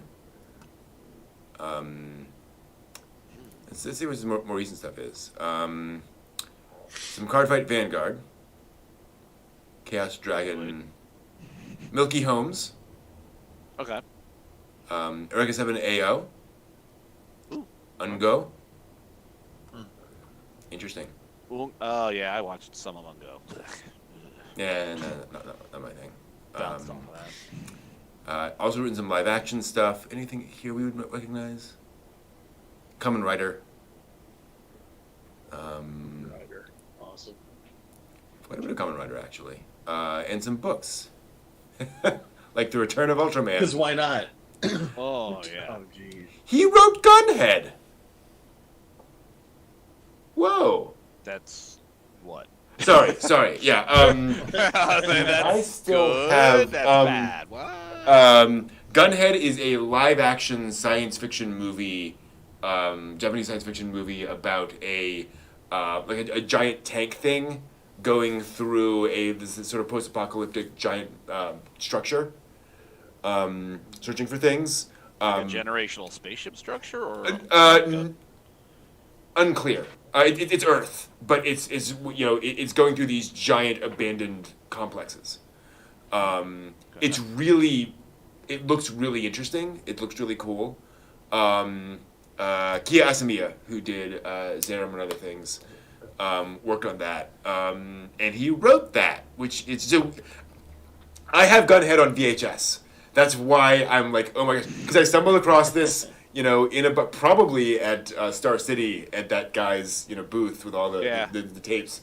I was like, Japanese early '90s live action science fiction movie about this lots of model work. Sure, I'll give it a try, and it's a fun read. Wow, it's a fun watch. I need to transition back because they can't see you all. There we go. It's a weird one. That could, depending on budget, that could be like horrifyingly bad. Wesley, you're right. Like Girls Last Tour. Sort of vaguely speaking, not a lot of people around. We're trying to scavenge resources. But just a giant tank. Yeah, and the effects budget is there. Like, it is high quality model work. I would say if it has a flaw, it has that problem that I think everybody in the film was really excited about the model work, and that's what they spent all their time on. The acting, the story, they're fine. Right, but it's really more a special effects showpiece than not an Emmy award-winning performance. No, but exactly. Great special effects. Mm-hmm. Okay, gotcha. Let's see here. Kia Asamiya. It's more like the daytime Emmys. Oh, yeah, I gotcha. I see. Exactly. See. Kia Asamiya. He's a manga artist. He adapted Gunhead. Let's see here. He worked on Project Echo. Hooray! Yeah, and he did the manga adaptation of Star Wars Episode 1: The Phantom Menace. So if you've seen that comic, that's him and his style, which apparently he made all the money on. Let's see here. He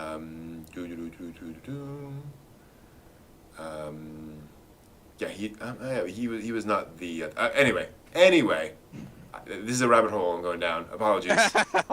Man. Brent's good to be doing some research until wee hours of the morning I guess tonight. so. Gosh. It'll be Brent After Dark and at dawn. Yeah. Pretty much. What time is it? Absolutely. I still have to get Genshin Impact in. I have to re-log in. It's 5:30 in the morning? Oh, hell. Hopefully the day's reset. I can get new stuff. It's fine. Yeah. Time to redo the quests, the dailies. Oh. Yeah, I need more he has me looking at a lot of primogens. stuff. Yeah, totally. Cool. Which I'm going to need to know what to do with primogens. I have like 10 billion of them. I don't know what to do with them. Wishes. I thought that was the funny, like, globy thingy. That too. Oh. There are a bunch of different ways of getting wishes. Well, yeah, we'll get into it later. Okay, yeah. Well, because I have a don't question. know nothing. Whoops, not that. Hold on. What? No. What did we learn on the show tonight, Brent? Perfect. I was about to say the Baron showed up. I'm like, Yeah. oh, wow. Now we cutscene. Wrong thing. Exactly. I learned that regardless of the Mugen Train, there are other success stories out there. And there are other franchises that are doing very well in themselves. And that Mugen Train is just one of the more recent ones. Because that is the thing. I also learned there's always more to talk about with Princess Mononoke. Yeah. Always another layer on the onion. Well, we talked about it. We talked about Perfect Blue longer than Perfect Blue. Yeah. So I guess the thing that I learned about is that we talked about Princess Mononoke longer than Princess Mononoke was. Mm-hmm. And we still haven't covered all of Princess Mononoke. Tip of the iceberg. Mm-hmm. Yep. And that, regardless of Mugen Train, I just love a nice Ghibli film. Mm-hmm. Yeah. It's just. Yeah. Thank you for saying that. When I was watching Princess Mononoke, I was like, why do I watch other things? Like, why don't I just sit with this for a while? Like, this is such a wonderful experience. Well, even if the subject matter doesn't strike you particularly, it's just there's a loving element to every aspect of the actual film, where you could just sit there and just love that it is done with love. And it's just like, it's nice. In a workaday world, it is nice to have something that is like that, where you could just sort of look at it and go, looking at the bathhouse and Spirited Away, just looking at all these parts, looking at the forest with Totoro and the trees, looking at the Kodama, with their wacky, creepy little heads. That all of it's so just embracing. It's very embracing. Yeah. So, that's what I learned. To embrace it. What I learned is that I am grateful that I have HBO Max. No, this is not a plug. HBO Max because they have Studio Ghibli on there with which to watch. Yep. So that was kind of nice. And to add on to the sentiment of, it's nice to watch a anime movie that's, when people actually take the time to make something nice for you. Yep. And I also appreciate a movie, a good, well-crafted anime movie that can tastefully show beef jerky love. Yes, absolutely. Yes. That can tastefully, yeah. We froze because of the censor. And What did he say? What did he say? What did Steve do now? Jesus. Yeah. And then lastly, after learning about how long franchises can go and learning about One Piece and how long it intends to go, I really need to get cracking on not only my musicals, but my Pachinko parlor. Yes. Gotta get started. Definitely. Gotta happen. Got to do it soon. And your One Piece boat ride. Yep. You could do an inner It'll harbor be- tour of the One Piece boat ride. People will With be Pachinko so machines. confused. They'll get so confused because there's already the little pirate ship with the water guns on there in a harbor, and they just had the one piece straw hat people come up and have them take it over. It's a Battle proven of the market. harbor. There you go. Right there, exactly.